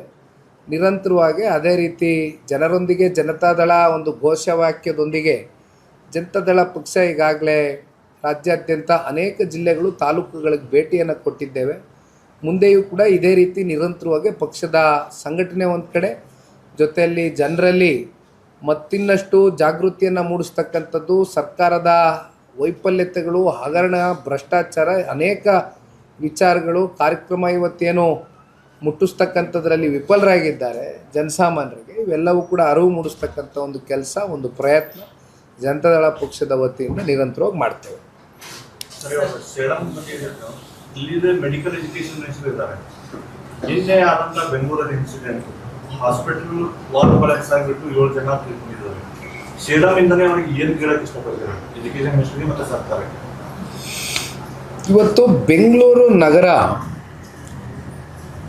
ತೆರಿಗೆ ಮೂಲದಲ್ಲಿ ಇಡೀ ರಾಜ್ಯಕ್ಕೆ, ಇಡೀ ಕರ್ನಾಟಕಕ್ಕೆ ಹೆಚ್ಚು ಕಮ್ಮಿ 60ರಿಂದ 70% ತೆರಿಗೆ ಬೆಂಗಳೂರು ನಗರದ ಜನತೆಯ ಜೇಬಿಗೆ ಕತ್ತರಿ ಹಾಕಿ ವಸೂಲಿ ಮಾಡ್ತಾ ಇದ್ದಾರೆ. ಆದರೆ ಅಲ್ಲಿ ನಿನ್ನೆಯ ದಿನ ಆಗಿರ್ತಕ್ಕಂಥ ಪ್ರಕರಣ ಏನಿದೆ, ಮೊದಲನೇದಾಗಿ ನಾನು ವಿಷಾದವನ್ನು ವ್ಯಕ್ತಪಡಿಸಲಿಕ್ಕೆ ಬಯಸ್ತೇನೆ. ಯಾವ ಕುಟುಂಬದ ಸದಸ್ಯರುಗಳು 8 ಜನ, ಒಟ್ಟಾರೆಯಾಗಿ 7 ಜನ ಒಂದು ಕಾಂಪೌಂಡು ಕುಸಿತದಿಂದ ಜೀವ ಕಳ್ಕೊಂಡಿದ್ದಾರೆ ಅನಿರೀಕ್ಷಿತವಾಗಿ. ನಡಿಬಾರ್ದಾಗಿರ್ತಕ್ಕಂಥ ಆ ಒಂದು ಘಟನೆ ಅವರ ಜೀವನದಲ್ಲೇನು ಸಂಭವಿಸಿದೆ, ಅಂಥ ಕುಟುಂಬಗಳಿಗೆ ನಮ್ಮ ಪಕ್ಷದ ವತಿಯಿಂದ ಈಗಾಗಲೇ ಬೆಳಗ್ಗೆ ನಾನು ಹೊರಟುಬಿಟ್ಟಿದ್ದೆ ಕಲಬುರಗಿಗೆ. ಹಾಗಾಗಿ ಅಲ್ಲಿರ್ತಕ್ಕಂಥ ವಿಧಾನ ಪರಿಷತ್ನ ಸದಸ್ಯರುಗಳು ಜೊತೆಯಲ್ಲಿ ಬೆಂಗಳೂರು ನಗರದ ನಾಯಕರುಗಳು ಹೋಗಿ ಭೇಟಿ ಮಾಡಿ ಕುಟುಂಬಗಳಿಗೆ ಸಾಂತ್ವನವನ್ನು ಹೇಳೋದಷ್ಟೇ ಅಲ್ದಿರ, ಪಕ್ಷದ ಕಡೆಯಿಂದ ನಾವು ಒಂದಷ್ಟು ವೈಯಕ್ತಿಕವಾಗಿ ಪಕ್ಷದ ಕಡೆಯಿಂದ ಪರಿಹಾರವನ್ನು ಕೊಡಬೇಕು ಅಂತಕ್ಕಂಥದ್ದು ಈಗಾಗಲೇ ಪಕ್ಷದ ವರಿಷ್ಠರು ಸೂಚನೆಯನ್ನು ಕೊಟ್ಟಿದ್ದಾರೆ. ಅದರ ಪ್ರಕಾರವಾಗಿ ಆ ಕುಟುಂಬದ ಜೊತೆಯಲ್ಲಿ ಜನತಾದಳ ಪಕ್ಷ ಇರುತ್ತೆ. ಒಟ್ಟಾರೆಯಾಗಿ ಇವತ್ತು ಕೆಲವೊಂದಷ್ಟು ಮಂದಿ ಇವತ್ತು ಸಾವನ್ನೇನು ಅಪ್ಪಿದ್ದಾರೆ. ಇಂಥ ಪ್ರಕರಣಗಳು ಬಹುಶಃ ಯಾಕೆಂದರೆ ಬೇಸಿಗೆಯಿಂದ ಮುಂದಕ್ಕೆ ಈಗಾಗಲೇ ಮಳೆಗಾಲಕ್ಕೆ, ಯಾಕೆಂದರೆ ಆಲ್ರೆಡಿ ಯೆಲ್ಲೋ ಝೋನ್ ಅಂತಕ್ಕಂಥದ್ದನ್ನ ಈಗಾಗಲೇ ಹವಾಮಾನ ರಿಪೋರ್ಟು ಕೂಡ ಏನು ಹೇಳ್ತಾ ಇದೆ, ಇದು ಮುನ್ನೆಚ್ಚರಿಕೆ ಕ್ರಮಗಳು ವಹಿಸ್ಕೊಳ್ಬೇಕಾಗಿತ್ತು ಸರ್ಕಾರಗಳು. ಯಾಕೆಂದರೆ ಕಟ್ಟಡಗಳು ಭಾಳ ಹಿಂದೆ ಕಟ್ಟಿರ್ತಕ್ಕಂಥ ಕಾಂಪೌಂಡ್ಗಳಿರ್ತವೆ, ಕಟ್ಟಡಗಳಿರ್ತವೆ.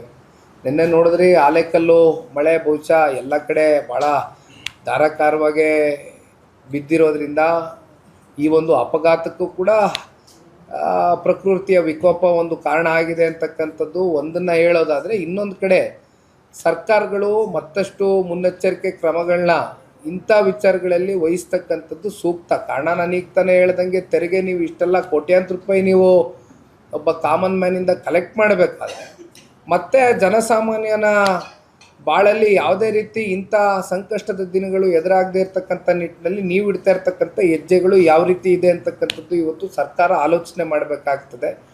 ಜೊತೆಯಲ್ಲಿ ಇವತ್ತು ಈಗಾಗಲೇ ಪ್ರಧಾನಮಂತ್ರಿಗಳ ಪರಿಹಾರದಿಂದ ಏನು PM ರಿಲೀಫ್ ಫಂಡಿಂದ ಈಗಾಗಲೇ ಬೆಳಗ್ಗೆ ನಾನು ಕೂಡ ಆ PMOX ಖಾತೆಯಿಂದ ಅವ್ರು ಏನು ರೆಗ್ಯುಲರಾಗಿ 2 ಲಕ್ಷ ರೂಪಾಯಿ ಅಂತಕ್ಕಂಥದ್ದು ನಿಗದಿ ಮಾಡಿದ್ದಾರೆ ಸಾವಾಗಿರ್ತಕ್ಕಂಥ ಕುಟುಂಬಗಳಿಗೆ. ಜೊತೆಯಲ್ಲಿ ಯಾರ್ಯಾರಿಗೆ ಗಾಯಗೊಂಡಿದ್ದಾರೆ ಅವ್ರಿಗೂ ಕೂಡ 50,000 ರೂಪಾಯಿ ಪರಿಹಾರ ಅಂತಕ್ಕಂಥದ್ದು ಈಗಾಗಲೇ ಕೇಂದ್ರ ಸರ್ಕಾರದಿಂದ ಕೊಡ್ತಕ್ಕಂಥದ್ದಕ್ಕೆ ಈಗಾಗಲೇ ಮುಂದಾಗಿದ್ದಾರೆ.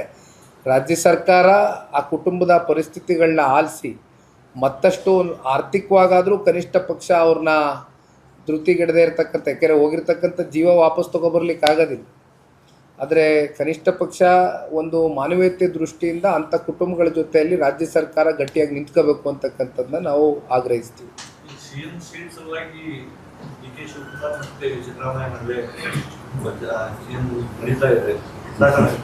ಇವತ್ತು ಕಲಬುರಗಿಯಲ್ಲಿ ಮಲ್ಲಿಕಾರ್ಜುನ ಖರ್ಗೆ ಅವರು ಒಂದು ಸ್ಟೇಟ್ಮೆಂಟ್ ಕೊಟ್ಟಿದ್ದಾರೆ, ಆದಷ್ಟು ಬೇಗನೆ ಇದನ್ನ ನಾವು ಸರಿಪಡಿಸ್ತೀವಿ ಅಂತ ಹೇಳ್ಬಿಟ್ಟು, ಇದನ್ನ ಸೋನಿಯಾ ಗಾಂಧಿ ರಾಹುಲ್ ಗಾಂಧಿ ಜೊತೆ ಚರ್ಚೆ ಮಾಡಿಬಿಟ್ಟು ಇದನ್ನ ಸರಿ ಮಾಡ್ತೀವಿ ಅಂತ ಹೇಳ್ಬಿಟ್ಟು ಹೇಳಿದ್ದಾರೆ. ಬಟ್ 1 ತಿಂಗಳಲ್ಲಿ ಮಾನ್ಸೂನ್ ಇದೆ, ಪ್ರೀ ಮಾನ್ಸೂನ್ ಇದೆ, ರೈತರಿಗೆ ಸಾಕಷ್ಟು ಫರ್ಟಿಲೈಸರ್ ಕೊಡೋದಿದೆ, ಸಾಕಷ್ಟು ಇದೆ. ಇವರು ಕಚ್ಚಾಟದಲ್ಲೇ ಹೋದಾಗ ರೈತರಿಗೆ ಫರ್ಟಿಲೈಸರ್ ಇದು ಕೂಡ ಆಗುತ್ತೆ ಅಂತ ನಿಮ್ಗೆ ಏನಾದ್ರು ಅನ್ಸುತ್ತಾ? ನನಗೆ ಒಂದೊಂದು ಸಲ ಅರ್ಥ ಆಗದೆ ಇರತಕ್ಕಂಥ ವಿಚಾರ, ಯಾವುದೇ ಒಂದು ರಾಜಕೀಯ ಪಕ್ಷ ಒಂದು ಹುದ್ದೆ ಅಂತಕ್ಕಂಥದ್ದನ್ನು ಜನರೇಟ್ ಮಾಡಿದಾಗ, ರಾಜ್ಯಾಧ್ಯಕ್ಷ ಅಂದಾಗ ಅಥವಾ ರಾಷ್ಟ್ರಾಧ್ಯಕ್ಷ ಅಂದಾಗ ಅದಕ್ಕೆ ತನ್ನದಾದಂಥ ಘನತೆ ಇರುತ್ತೆ. ಜೊತೆಯಲ್ಲಿ ರಾಷ್ಟ್ರಾಧ್ಯಕ್ಷರು ಒಂದು ಪಕ್ಷಕ್ಕೆ ಅಂತ ಇದ್ದಂಗೆ ಕಾಂಗ್ರೆಸ್ಸು ಹೇಳ್ಕೊಳ್ಳೋಕ್ಕೆ ಒಂದು ರಾಷ್ಟ್ರೀಯ ಪಕ್ಷ. ಅಂಥ ರಾಷ್ಟ್ರೀಯ ಪಕ್ಷದಲ್ಲಿ ರಾಷ್ಟ್ರಾಧ್ಯಕ್ಷರಾಗಿರ್ತಕ್ಕಂಥ ನಾನು ಅತ್ಯಂತ ವಿನಮ್ರವಾಗಿ ಗೌರವದಿಂದ, ಜೊತೆಯಲ್ಲಿ ಮಲ್ಲಿಕಾರ್ಜುನ್ ಖರ್ಗೆ ಸಾಹೇಬರಿಗೆ ಇರ್ತಕ್ಕಂಥ ಸುದೀರ್ಘವಾದಂಥ ರಾಜಕಾರಣದ ಅನುಭವವನ್ನು ನಾನು ಗೌರವಿಸ್ತೇನೆ. ಆದರೆ ಆಯಿತು, ಒಂದಷ್ಟು ತಿಂಗಳುಗಳ ಹಿಂದೆ, ಏಕೆಂದರೆ ಇದು ನಿರಂತರವಾಗಿ ಕುರ್ಚಿಯ ಏನೊಂದು ಗದ್ದಲ ನಡೀತಾನೇ ಇದೆ. ಮುಖ್ಯಮಂತ್ರಿ, ಮುಖ್ಯಮಂತ್ರಿ ಆಗಬೇಕು, ಮುಖ್ಯಮಂತ್ರಿಗಿರಿ ಬಿಡಲ್ಲ ಅಂತಕ್ಕಂಥ ಚರ್ಚೆಗಳು ನಡೀತಾ ಇದೆ. ಅದರ ಮಧ್ಯೆ ಮಾಧ್ಯಮದ ಮಿತ್ರರು ತಾವು ಪ್ರಶ್ನೆ ಕೇಳಿದಾಗ ನಾನು ಹೈಕಮಾಂಡ್ ಜೊತೆ ಕೂತ್ಕ ಚರ್ಚೆ ಮಾಡ್ತೀನಿ ಅಂತ ರಾಷ್ಟ್ರಾಧ್ಯಕ್ಷರು ಹೇಳಿದಾಗ, ಇಲ್ಲೋ ಒಂದು ಕಡೆ ರಾಷ್ಟ್ರಾಧ್ಯಕ್ಷರು ಒಂದು ಪಕ್ಷಕ್ಕೆ ಹೈಕಮಾಂಡು ಅಂತಕ್ಕಂಥದ್ದು, ಏಕೆಂದರೆ ನಮ್ಮಲ್ಲಿ ರಾಷ್ಟ್ರಾಧ್ಯಕ್ಷರು ಅಂದರೆ ದೇವೇಗೌಡರು ಸಾಹೇಬ್, ಅವ್ರದ್ದು ಯಾವುದೇ ವಿಚಾರ ಇಲ್ಲಿ ರಾಜ್ಯಾಧ್ಯಕ್ಷರು ಮಟ್ಟದಲ್ಲಿ ಗೊಂದಲ ಇದ್ದಾಗ ಮತ್ತು ರಾಷ್ಟ್ರಾಧ್ಯಕ್ಷರಿಗೆ ಹೋಗಿ ತೀರ್ಮಾನ ಮಾಡ್ತಕ್ಕಂಥದ್ದು ಯಾವುದೇ ಒಂದು ರಾಜಕೀಯ ಪಕ್ಷ ಸ್ವಾಭಾವಿಕವಾಗಿ ಅಲ್ಲಿ ಮುಖ ಮಾಡುತ್ತೆ. ಅದೇ ರೀತಿ ಖರ್ಗೆ ಸಾಹೇಬ್ರ ದತ್ತ ಮುಖ ಮಾಡಿದಾಗ ಖರ್ಗೆ ಸಾಹೇಬರು ಮತ್ತೆ ಹೈಕಮಾಂಡ್ ಜೊತೆ ಕೂತು ಚರ್ಚೆ ಮಾಡ್ತೀನಿ ಅಂದಾಗ ಮತ್ತೆ ಒಬ್ಬ ಖರ್ಗೆ ಸಾಹೇಬ್ರನ್ನ ಇನ್ಯಾವ ಮಟ್ಟಕ್ಕೆ ಕಾಂಗ್ರೆಸ್ನ ಹೈಕಮಾಂಡು ಇಟ್ಕೊಂಡಿದ್ದಾರೆ ಅಂತಕ್ಕಂಥದ್ದು ಬಹುಶಃ ನಾವೆಲ್ಲ ಕೂತು ಆಲೋಚನೆ ಮಾಡಬೇಕಾಗುತ್ತೆ. ಆಮೇಲೆ ಇನ್ನೊಂದು ವಿಚಾರ ನಾನು ಹೇಳ್ಬೇಕಾದಂಥ ವಿಚಾರ ಮರ್ತುಬಿಟ್ಟೆ, ನಾನು ಪ್ರಸ್ತಾಪ ಮಾಡಲಿಕ್ಕೆ ಇಷ್ಟಪಡ್ತೇನೆ. ಇವತ್ತು ಡಾಕ್ಟರ್ ನಂಜುಂಡಪ್ಪ ಅವರ ವರದಿ 2002ರಲ್ಲಿ ಅವರು ಅತಿ ಹಿನ್ನಡೆ ಅಭಿವೃದ್ಧಿಯಲ್ಲಿ ಆಗಿರ್ತಕ್ಕಂಥ ರಾಜ್ಯದಲ್ಲಿ 224 ಕ್ಷೇತ್ರಗಳ ಒಂದು ಲಿಸ್ಟನ್ನು ಏನು ಬಿಡುಗಡೆ ಮಾಡಿದರು. ಈಗ ಹೆಚ್ಚು ಕಮ್ಮಿ 2026ಕ್ಕೆ ಬಂದು ಕಾಲಿಟ್ಟಿದ್ದೇವೆ. ಇಲ್ಲಿ ಗೋವಿಂದರಾವ್ ಅವರ ಸಮಿತಿಯಿಂದ ಒಂದು ವರದಿನೂ ಕೂಡ ರಿಲೀಸ್ ಆಗಿದೆ. ಯಾಕೆ ಇದನ್ನು ಪ್ರಸ್ತಾಪ ಮಾಡಲಿಕ್ಕೆ ಇಷ್ಟಪಡ್ತೇನೆ ಅಂದರೆ, ಭಾಳ ಅಭಿವೃದ್ಧಿಯಲ್ಲಿ ಕುಂಠಿತ ಆಗಿರ್ತಕ್ಕಂಥದ್ದು, ಹಿನ್ನಡೆಯನ್ನು ಅನುಭವಿಸ್ತಾ ಇರ್ತಕ್ಕಂಥ ಕ್ಷೇತ್ರಗಳಲ್ಲಿ ಒಂದು ಸೇಡಮ್ ಆಗಿದೆ. ನಿಮ್ಮ ಆಳಂದ ಇದೆ ಮೇಡಮ್, ಈ ಅಫ್ಸಲ್ಪುರ ಇದೆ. ಒಟ್ಟಾರೆಯಾಗಿ ಇವೆಲ್ಲ ನೋಡಿದಾಗ ಇದೆ ಓವರಾಲ್ ಆಗಿ ಗುಲ್ಬರ್ಗ ಜಿಲ್ಲೆ, ಕಲಬುರಗಿ ಜಿಲ್ಲೆ ಏನು ಮಾತೆತ್ತಿದ್ರೆ KKRDB ಮೂಲಕ 5,000 ಕೋಟಿ ಕೊಟ್ಟಿದ್ದೇವೆ, ರಸ್ತೆ ಕೊಟ್ಟಿದ್ದೇವೆ, ಕಟ್ಟಡ ಕೊಟ್ಟಿದ್ದೇವೆ ಅಂತಕ್ಕಂಥದ್ದು ಹೇಳ್ತಾ ಎಲ್ಲೋ ಒಂದು ಕಡೆ ಯಾವ ಮಧ್ಯಮ ವರ್ಗ ಮತ್ತು ಮಧ್ಯಮ ವರ್ಗಕ್ಕಿಂತ ಕೆಳಗಿರ್ತಕ್ಕಂಥ ಆರ್ಥಿಕವಾಗಿ ಹಿಂದುಳಿದಿರ್ತಕ್ಕಂಥ ನೊಂದಿರ್ತಕ್ಕಂಥ ಶೋಷಿತರು, ಬಡವರು, ರೈತರು, ಈ ವರ್ಗ ಏನಿದೆ ಇವರನ್ನು ನಿಜವಾಗ್ಲೂ ಆರ್ಥಿಕವಾಗಿ ನೀವು ಸಬಲರಾಗಿ ಮಾಡಲಿಕ್ಕಾಗಿದೆಯಾ? 5,000 ಕೋಟಿಯನ್ನು ಏನು ಇವತ್ತು KKRDB ಮೂಲಕ ನೀಡಿದ್ದೇವೆ ಅಂತಾರೆ. ಇಲ್ಲಿ ಭಾಳ ಜನ ದೊಡ್ಡ ದೊಡ್ಡ ನಾಯಕರು 8 ಸಲ 9 ಸಲ ಶಾಸಕರಾಗಿ, ಸಂಸದರಾಗಿ, ಮಂತ್ರಿಗಳಾಗಿ ರಾಜ್ಯ ರಾಜಕಾರಣದಲ್ಲಿ, ರಾಷ್ಟ್ರ ರಾಜಕಾರಣದ ವರ್ಗೂ ಕೂಡ ಹೋಗಿ ತಲುಪಿರ್ತಕ್ಕಂಥವರು ಈಗ ತಾವು ಹೆಸರು ಹೇಳಿದ್ದೀರಿ. ಆದರೆ ಪರಿಸ್ಥಿತಿ ಎಲ್ಲಿಗೆ ಬಂದು ನಿಂತಿದೆ. ಆಮೇಲೆ ಇವತ್ತು ಮುಖ್ಯಮಂತ್ರಿ ಯಾರಾಗ್ತಾರೆ, ಬದಲಾಗ್ತಾರಾ ಅಥವಾ ಅವರೇ ಉಳ್ಕೊಳ್ತಾರಾ ಅಥವಾ ಇನ್ಯಾರೋ ಅವರ ಜಾಗದಲ್ಲಿ ಹೋಗಿ ಕೂತ್ಕೊಳ್ತಾರಾ ಅಂತಕ್ಕಂಥ ಈ ವಿಚಾರಕ್ಕೆ ಸಂಬಂಧಪಟ್ಟಂತೆ ಕನ್ನಡ ನಾಡಿನ ಜನತೆಗೆ ಇದಕ್ಕೂ ಸಂಬಂಧ ಇಲ್ಲ, ಪ್ರತಿಪಕ್ಷಕ್ಕೂ ಇದರ ಸಂಬಂಧ ಇಲ್ಲ. ಏಕೆಂದರೆ ಈಗಾಗಲೇ 3 ವರ್ಷ ಕಾಲ ಕಳೆದಾಗೋಗಿದೆ. Single largest majority party Karnataka ರಾಜ್ಯದಲ್ಲಿ. ಇನ್ನು ಇದಕ್ಕಿಂತ ರಾಜ್ಯದ ಜನ ಇನ್ನೇನು ಕೊಡೋಕ್ಕಾಗ್ತಾ ಇರಲಿಲ್ಲ ಅವ್ರಿಗೆ. ಇಷ್ಟು ಜನ ಶಾಸಕರನ್ನ ಕೊಟ್ಟ ಮೇಲೆ ಈಗಲೂ ಕೂಡ ಅವರು ಅಭಿವೃದ್ಧಿಯನ್ನು ಮಾಡ್ತಕ್ಕಂಥದ್ದಕ್ಕೆ ಹಿಂದೇಟಾಗ್ತಾರೆ ಅಂತಕ್ಕಂಥದ್ದಾದರೆ, ಪ್ರತಿನಿತ್ಯ ಕುರ್ಚಿ ಕಿತ್ತಾಟದಲ್ಲೇ ಕಾಲ ಕಳೀತಾರೆ ಅಂತಕ್ಕಂಥದ್ದಾದರೆ, ಮತ್ತು ಇವರು ನಿಜವಾಗ್ಲೂ ರಾಜ್ಯದ ಹಿತ ಕಾಯೋರ ಅಥವಾ ಅವರವರ ರಾಜಕಾರಣದ ಬೆಳವಣಿಗೆನೇ ಅವ್ರಿಗೆ ಪ್ರಮುಖ ವಿಚಾರ ಆಯ್ತಾ ಅವ್ರ ಜೀವನದಲ್ಲಿ ಅಂತಕ್ಕಂಥದ್ದು ಇವತ್ತು 7.5 ಕೋಟಿ ಕನ್ನಡಿಗರು ಬೀದಿಲಿ ಪ್ರಶ್ನೆ ಮಾಡುವಂತಾಗಿದೆ.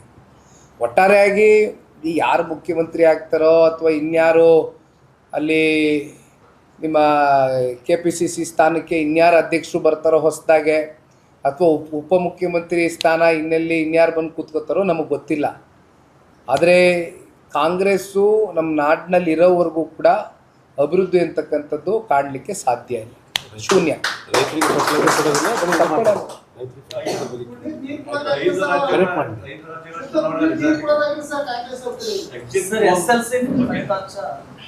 ಕಲಬುರಗಿನಲ್ಲಿ ಭಾಳ ಹಿನ್ನಡೆ ಅನುಭವಿಸಿದೆ. ಇದಕ್ಕೆ ಕಾರಣ ಶಿಕ್ಷಕರ ನೇಮಕಾತಿ. ಸರ್ಕಾರ ಹೇಳ್ತು 60,000 ಜನ ಶಿಕ್ಷಕರನ್ನ ನೇಮಕಾತಿ ಮಾಡ್ತೀವಿ ಅಂತಕ್ಕಂಥದ್ದನ್ನು ಕೇವಲ ಕಾಗದ ಪತ್ರಗಳಲ್ಲಿ ಮಂಜೂರಾತಿ ಮಾಡಿದ್ದಾರೆ. ಆದರೆ ಇನ್ನೂ 18,000ಕ್ಕೂ ಹೆಚ್ಚು ಏನು ಟೀಚರ್ಸ್ಗಳನ್ನ ನೇಮಕಾತಿ ಮಾಡಬೇಕಾಗಿತ್ತು ಅದನ್ನು ಭರ್ತಿ ಮಾಡೋಕ್ಕಾಗಿಲ್ಲ. ಕಲಬುರಗಿ ಜಿಲ್ಲೆ ಒಟ್ಟಾರೆಯಾಗಿ ಏನೊಂದು ಈ ಶಿಕ್ಷಣದ ವ್ಯವಸ್ಥೆಯಿಂದ ಓದ್ತಕ್ಕಂಥ ಭವಿಷ್ಯದ ಪೀಳಿಗೆಗಳ ಭವಿಷ್ಯದ ಮೇಲೆ ಆಗಿರ್ತಕ್ಕಂಥ ಪರಿಣಾಮದಿಂದ ಬಂದಿರತಕ್ಕಂಥ ಫಲಿತಾಂಶ ಏನಿದೆ, ಬಹುಶಃ ಇದನ್ನು ನೋಡಿದಾಗ ನಾವೆಲ್ಲರೂ ಕೂಡ ಒಮ್ಮೆ ಬಹಳ ಗಂಭೀರವಾಗಿ ಈ ವಿಚಾರವನ್ನು ಆಲೋಚನೆ ಮಾಡಬೇಕಾಗ್ತದೆ. ಜೊತೆಯಲ್ಲಿ ಇಲ್ಲಿರ್ತಕ್ಕಂಥ ಜಿಲ್ಲಾ ಉಸ್ತುವಾರಿ ಮಂತ್ರಿಗಳಿರ್ಬೋದು ಅಥವಾ ಜಿಲ್ಲೆಯಲ್ಲಿ ಪ್ರತಿನಿಧಿಸ್ತಕ್ಕಂಥ ಪ್ರಭಾವಿಗಳೇನಿದ್ದಾರೆ, ಬಹುಶಃ ಎಲ್ಲೋ ಒಂದು ಕಡೆ ಅವರ ಮನೆ ಮಕ್ಕಳ ಭವಿಷ್ಯವೂ ಇದೇ ರೀತಿ ಆದಂಥ ಸಂದರ್ಭದಲ್ಲಿ ಅವರಲ್ಲಿ ಯಾವ ರೀತಿ ಆಲೋಚನೆಗಳು ಉಂಟಾಗುತ್ತೆ, ಅದೇ ರೀತಿ ಜಿಲ್ಲೆಯ ಮಕ್ಕಳ ಒಂದು ಭವಿಷ್ಯವನ್ನು ಕಟ್ಟತಕ್ಕಂಥ ದೃಷ್ಟಿಯಲ್ಲಿ ಯಾಕೆ ಆಲೋಚನೆಗಳು ಅಥವಾ ಹೆಜ್ಜೆಗಳು ಇಡ್ತಾ ಇಲ್ಲ ಅಂತಕ್ಕಂಥದ್ದು ಇವತ್ತು ನಾವು ಪ್ರಶ್ನೆ ಮಾಡಲಿಕ್ಕೆ ಬಯಸ್ತೇವೆ. ಇನ್ನು 18,000 ಶಿಕ್ಷಕರ ನೇಮಕಾತಿ ಭರ್ತಿಯಾಗಿಲ್ಲ, 60,000 ಮಾಡ್ತೀವಿ ಅಂತ ಹೇಳಿದ್ರು. ಇದು ಇರ್ತಕ್ಕಂಥ ಇವತ್ತಿನ ವರದಿಯ ಪ್ರಕಾರ ರಿಪೋರ್ಟ್.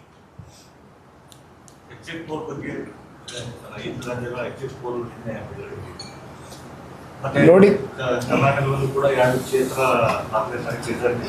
ಅದಾದ್ಮೇಲೆ ಕರ್ನಾಟಕದಲ್ಲಿ ಮತ್ತೆ ಬದಲಾವಣೆ ಏನಾದರೂ ಆಗುತ್ತಾ? ಅದ್ರ ಪರಿಣಾಮ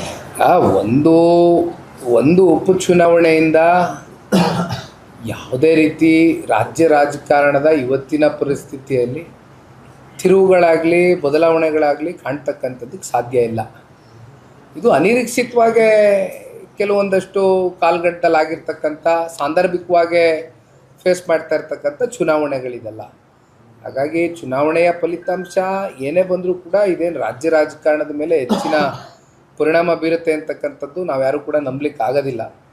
ಆದರೆ ಓವರಾಲಾಗೆ ತಾವು ಹೇಳ್ದಂಗೆ ದೇಶದಲ್ಲಿ ನಡೀತಾ ಇರ್ತಕ್ಕಂಥ ಅನೇಕ ರಾಜ್ಯಗಳ ಏನೊಂದು ವರದಿ, ಒಂದು ಸರ್ವೆ ನಿನ್ನೆಯ ದಿನ ಪ್ರಕಟ ಆಗಿದೆ ಮಾಧ್ಯಮಗಳಲ್ಲಿ.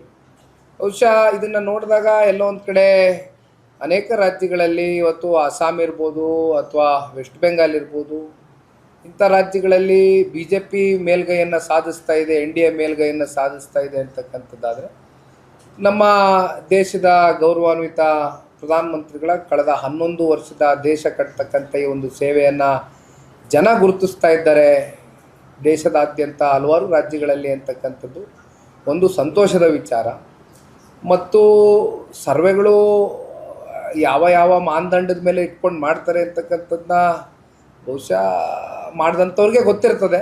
ಅಂತಿಮವಾಗಿ ಇನ್ನೇನು ನಮ್ಮ ಮುಂದೆ ಎದುರುಗಡೆ ರಿಸಲ್ಟು ಬರುತ್ತೆ, ಅಲ್ಲಿವರೆಗೂ ಎಲ್ಲ ಕಾದು ನೋಡಿ ಅಲ್ಲ. ಖಂಡಿತವಲ್ಲಿ ಯಾವುದೇ ಚುನಾವಣೆಯ ಫಲಿತಾಂಶ NDA ಪರವಾಗಿ ಬಂದಂಥ ಸಂದರ್ಭದಲ್ಲಿ ಮತ್ತಷ್ಟು ಮುಂಬರ್ತಕ್ಕಂಥ ರಾಜ್ಯದ ಚುನಾವಣೆಗಳ ಮೇಲೂ ಪರಿಣಾಮ ಬೀರ್ತಕ್ಕಂಥದ್ದು ಸರ್ವೇ ಸಾಮಾನ್ಯ. ಈ ಮುಂಬರುವ ಚುನಾವಣೆಗಳಲ್ಲಿ ಅಲಯನ್ಸ್ ಆಗಿ ಚುನಾವಣೆಯನ್ನು ಎದುರಿಸುತ್ತಾ ಪಕ್ಷ ಜೆಡಿಎಸ್ ಪಕ್ಷ ಏನಾದರೂ ಚುನಾವಣೆಯ ಅಲಯನ್ಸ್ಗೆ ಸಂಬಂಧಪಟ್ಟಂತೆ ಕಳೆದ ಸಂಸತ್ ಚುನಾವಣೆಯಲ್ಲಿ ಅಲಯನ್ಸು ಬಹಳ ಗಟ್ಟಿಯಾದಂಥ ಅಲಯನ್ಸ್ನೇ ಸನ್ಮಾನ್ಯ ದೇವೇಗೌಡರು ಸಾಹೇಬರು ಬಹುಶಃ ಅವರ ಸುದೀರ್ಘವಾದಂಥ ರಾಜಕಾರಣ ಜೀವನದಲ್ಲಿ ಇಲ್ಲಿವರೆಗೂ ಕೂಡ ಯಾವುದೇ ಒಂದು ಅವರು ನಿಲುವು ತಗೊಂಡಾಗ ಅದು ಕೇವಲ ತಾತ್ಕಾಲಿಕವಾದಂಥ ನಿಲುವುಗಳಾಗಿರೋದಿಲ್ಲ, ಅದು ಶಾಶ್ವತವಾದಂಥ ನಿಲುವುಗಳಾಗಿರುತ್ತೆ ಅಂತಕ್ಕಂಥದ್ದನ್ನ ಬಹುಶಃ ಅವ್ರ ರಾಜಕಾರಣದ ಇತಿಹಾಸ ತೆಗೆದು ನೋಡಿದಾಗ ಅದು ಸಾಬೀತಾಗಿದೆ. ಅದೇ ರೀತಿ ತಮಗೆ ಗೊತ್ತಿದೆ, ಮುಚ್ಚುಮರೆ ಏನಿಲ್ಲ, ಸನ್ಮಾನ್ಯ ಕುಮಾರಣ್ಣ ಅವರು ಕೂಡ ಅನೇಕ ಬಾರಿ ಪ್ರಸ್ತಾಪ ಮಾಡಿದ್ದಾರೆ. 2006ರಲ್ಲಿ ಅವರು ಭಾರತೀಯ ಜನತಾ ಪಾರ್ಟಿ ಮತ್ತು ಜನತಾದಳ ಪಕ್ಷ ಸಮ್ಮಿಶ್ರ ಸರ್ಕಾರ ಮಾಡಿದಾಗ ಸಂಪೂರ್ಣವಾಗಿ ದೇವೇಗೌಡರು ಸಾಹೇಬರು ಸಹಮತ ಇರಲಿಲ್ಲ. ಆದರೆ ಕೆಲವೊಂದಷ್ಟು ಬದಲಾದ ರಾಜಕೀಯ ಸನ್ನಿವೇಶಗಳು, ರಾಷ್ಟ್ರ ಮತ್ತು ರಾಜ್ಯ ರಾಜಕಾರಣದ ಸನ್ನಿವೇಶಗಳು, ವಿಶೇಷವಾಗಿ ಮತ್ತೆ ಒತ್ತಿ ಹೇಳ್ತೇನೆ, ಪ್ರಧಾನಮಂತ್ರಿಗಳು ನರೇಂದ್ರ ಮೋದಿಜಿಯವರ ಏನು ದೇಶ ಕೊಡ್ತಾ ಇರ್ತಕ್ಕಂಥ ಆಡಳಿತ ಏನಿದೆ ಅದನ್ನು ಮೆಚ್ಚಿ ದೇವೇಗೌಡರು ಸಾಹೇಬರು ಒಂದು ಸ್ಪಷ್ಟ ನಿರ್ಧಾರವನ್ನು ಮಾಡಿ ಲೋಕಸಭೆಯಲ್ಲಿ ಕೈ ಜೋಡಿಸಿದ್ದೀವಿ. ಅದರ ರಿಸಲ್ಟು ಕೂಡ 28ರಲ್ಲಿ 19 ಸಂಸದರನ್ನ ಗೆದ್ದಿರ್ತಕ್ಕಂಥದ್ದು. ಈ ಭಾಗದಲ್ಲಿಯೂ ಕೂಡ ಕಲ್ಯಾಣ ಕರ್ನಾಟಕದಲ್ಲಿ 41 ಕ್ಷೇತ್ರಗಳನ್ನ ನಾವೇನು ಕಾಣ್ಬೋದು, 41 ಅಸೆಂಬ್ಲಿ ಸೆಗ್ಮೆಂಟ್ಸ್ ಇದೆ. ಅಲ್ಲಿಯೂ ಕೂಡ ನಮ್ಮದಾದಂಥ ಶಕ್ತಿಯನ್ನು ಈ ಒಂದಷ್ಟು ಭಾಗಗಳಲ್ಲಿ ನಾವೇನು ಹೊಂದಿದ್ದೇವೆ. ಅಲ್ಲಿಯೂ ಕೂಡ ನಮ್ಮ ಸಂಸತ್ ಚುನಾವಣೆಗೆ ನಿಂತಂಥ NDA ಅಭ್ಯರ್ಥಿಯ ಗೆಲುವಿಗೆ ಪೂರಕವಾಗಿ ಶ್ರಮಿಸಿರ್ತಕ್ಕಂಥದ್ದು. ಅದು ಕೇವಲ ಅಭ್ಯರ್ಥಿಗಳಷ್ಟೇ ಅಲ್ಲ, ಕಾರ್ಯಕರ್ತರು ದುಡಿದಿದ್ದಾರೆ. ಹಾಗಾಗಿ ಒಳ್ಳೆ ರಿಸಲ್ಟ್ ಬಂದಿದೆ.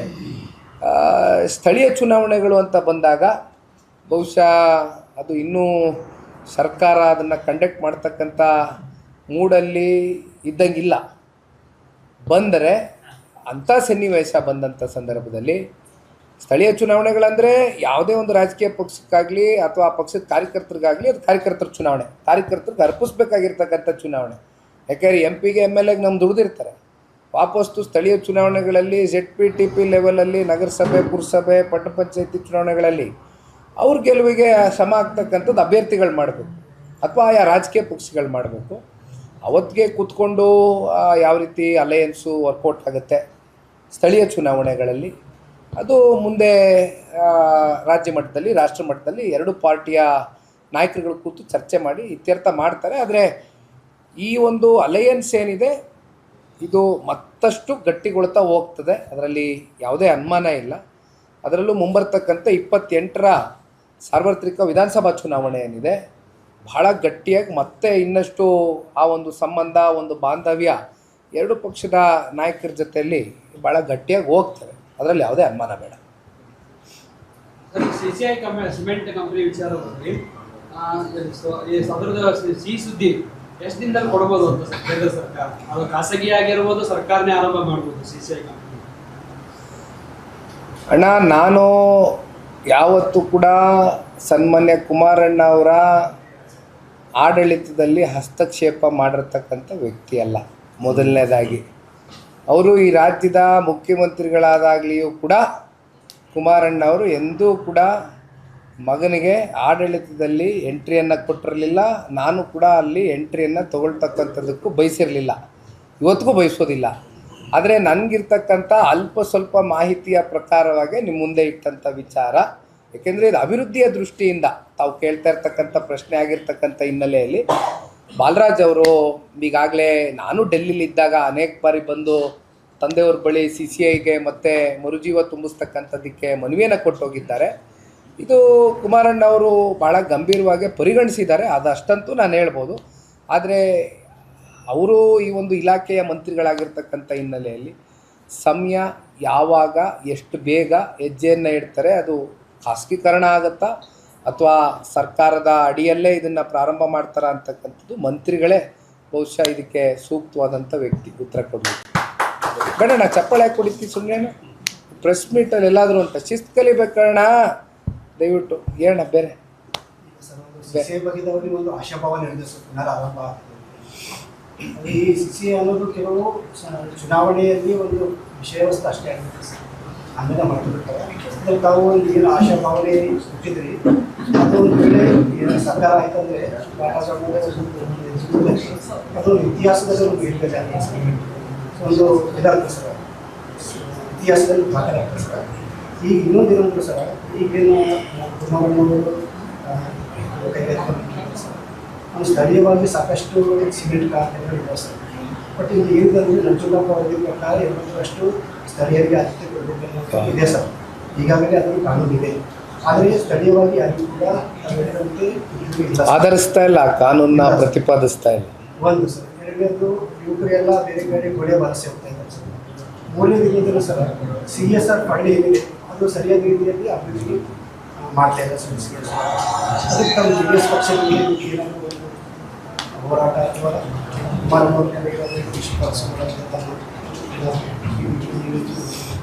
ಇದು ಕುಮಾರಣ್ಣ ಅವರ ಗಮನದಲ್ಲೂ ಇದೆ. ಆದರೆ ಇದಕ್ಕೆ ಒಂದು ಕಡೆ ಕುಮಾರಣ್ಣ ಅವರು ತಾವು ಹೇಳ್ದಂಗೆ ಬೃಹತ್ ಕೈಗಾರಿಕೆ ಮತ್ತು ಉಕ್ಕಿನ ಸಚಿವರಿದ್ದಾರೆ.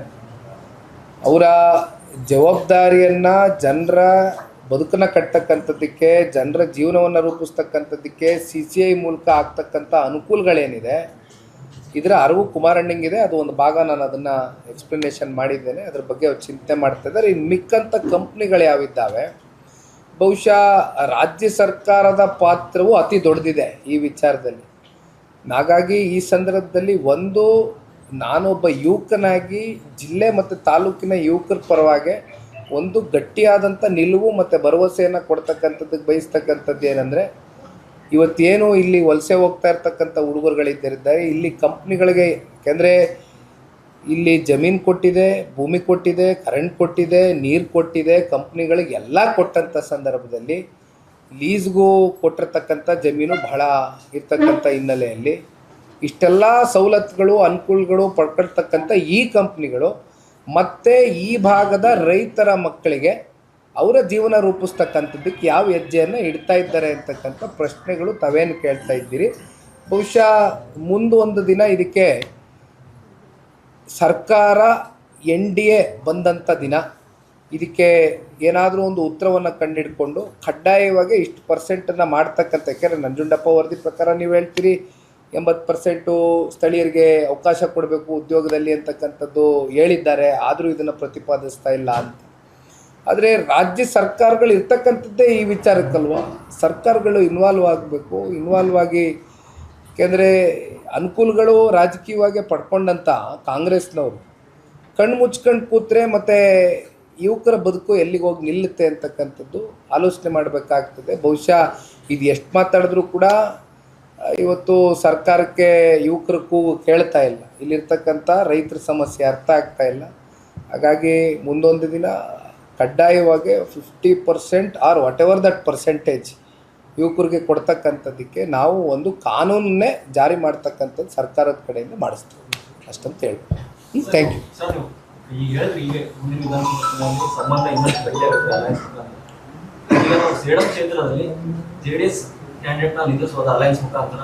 ಮುಂದೆ ಈಗ ಬಾಲರಾಜ್ ಅವರು ಗುಲ್ಬರ್ಗ ಹೋಗಿದ್ದಾರೆ, ಬಹಳಷ್ಟು ಜನರಲ್ಲಿ ಅಣ್ಣವ್ರು ಆ ಕಡೆನೇ ಹೋಗ್ತಾರ, ಮತ್ತೆ ಸೇಡಂ ಬರ್ತಾರ ಅನ್ನೋದು ಯಾತ್ರ ಇದೆ. ಹೀಗಾಗಿ ನಿಮ್ಮ BJP ಕ್ಯಾಂಡಿಡೇಟ್ ಅಥವಾ JDS ಕ್ಯಾಂಡಿಡೇಟ್ ನಿಲ್ಲಿಸ್ತೀರಾ ಅಂತ? ಈಗ ಬಾಲರಾಜ್ ಅವರು ಹೇಳ್ದಂಗೆ ಪಾರ್ಟಿ ಇತ್ತೀಚೆಗೆ ಒಂದಷ್ಟು ಸಂಘಟನೆ ವಿಚಾರದಲ್ಲಿ ತೀರ್ಮಾನಗಳು ತಗೊಳ್ತು.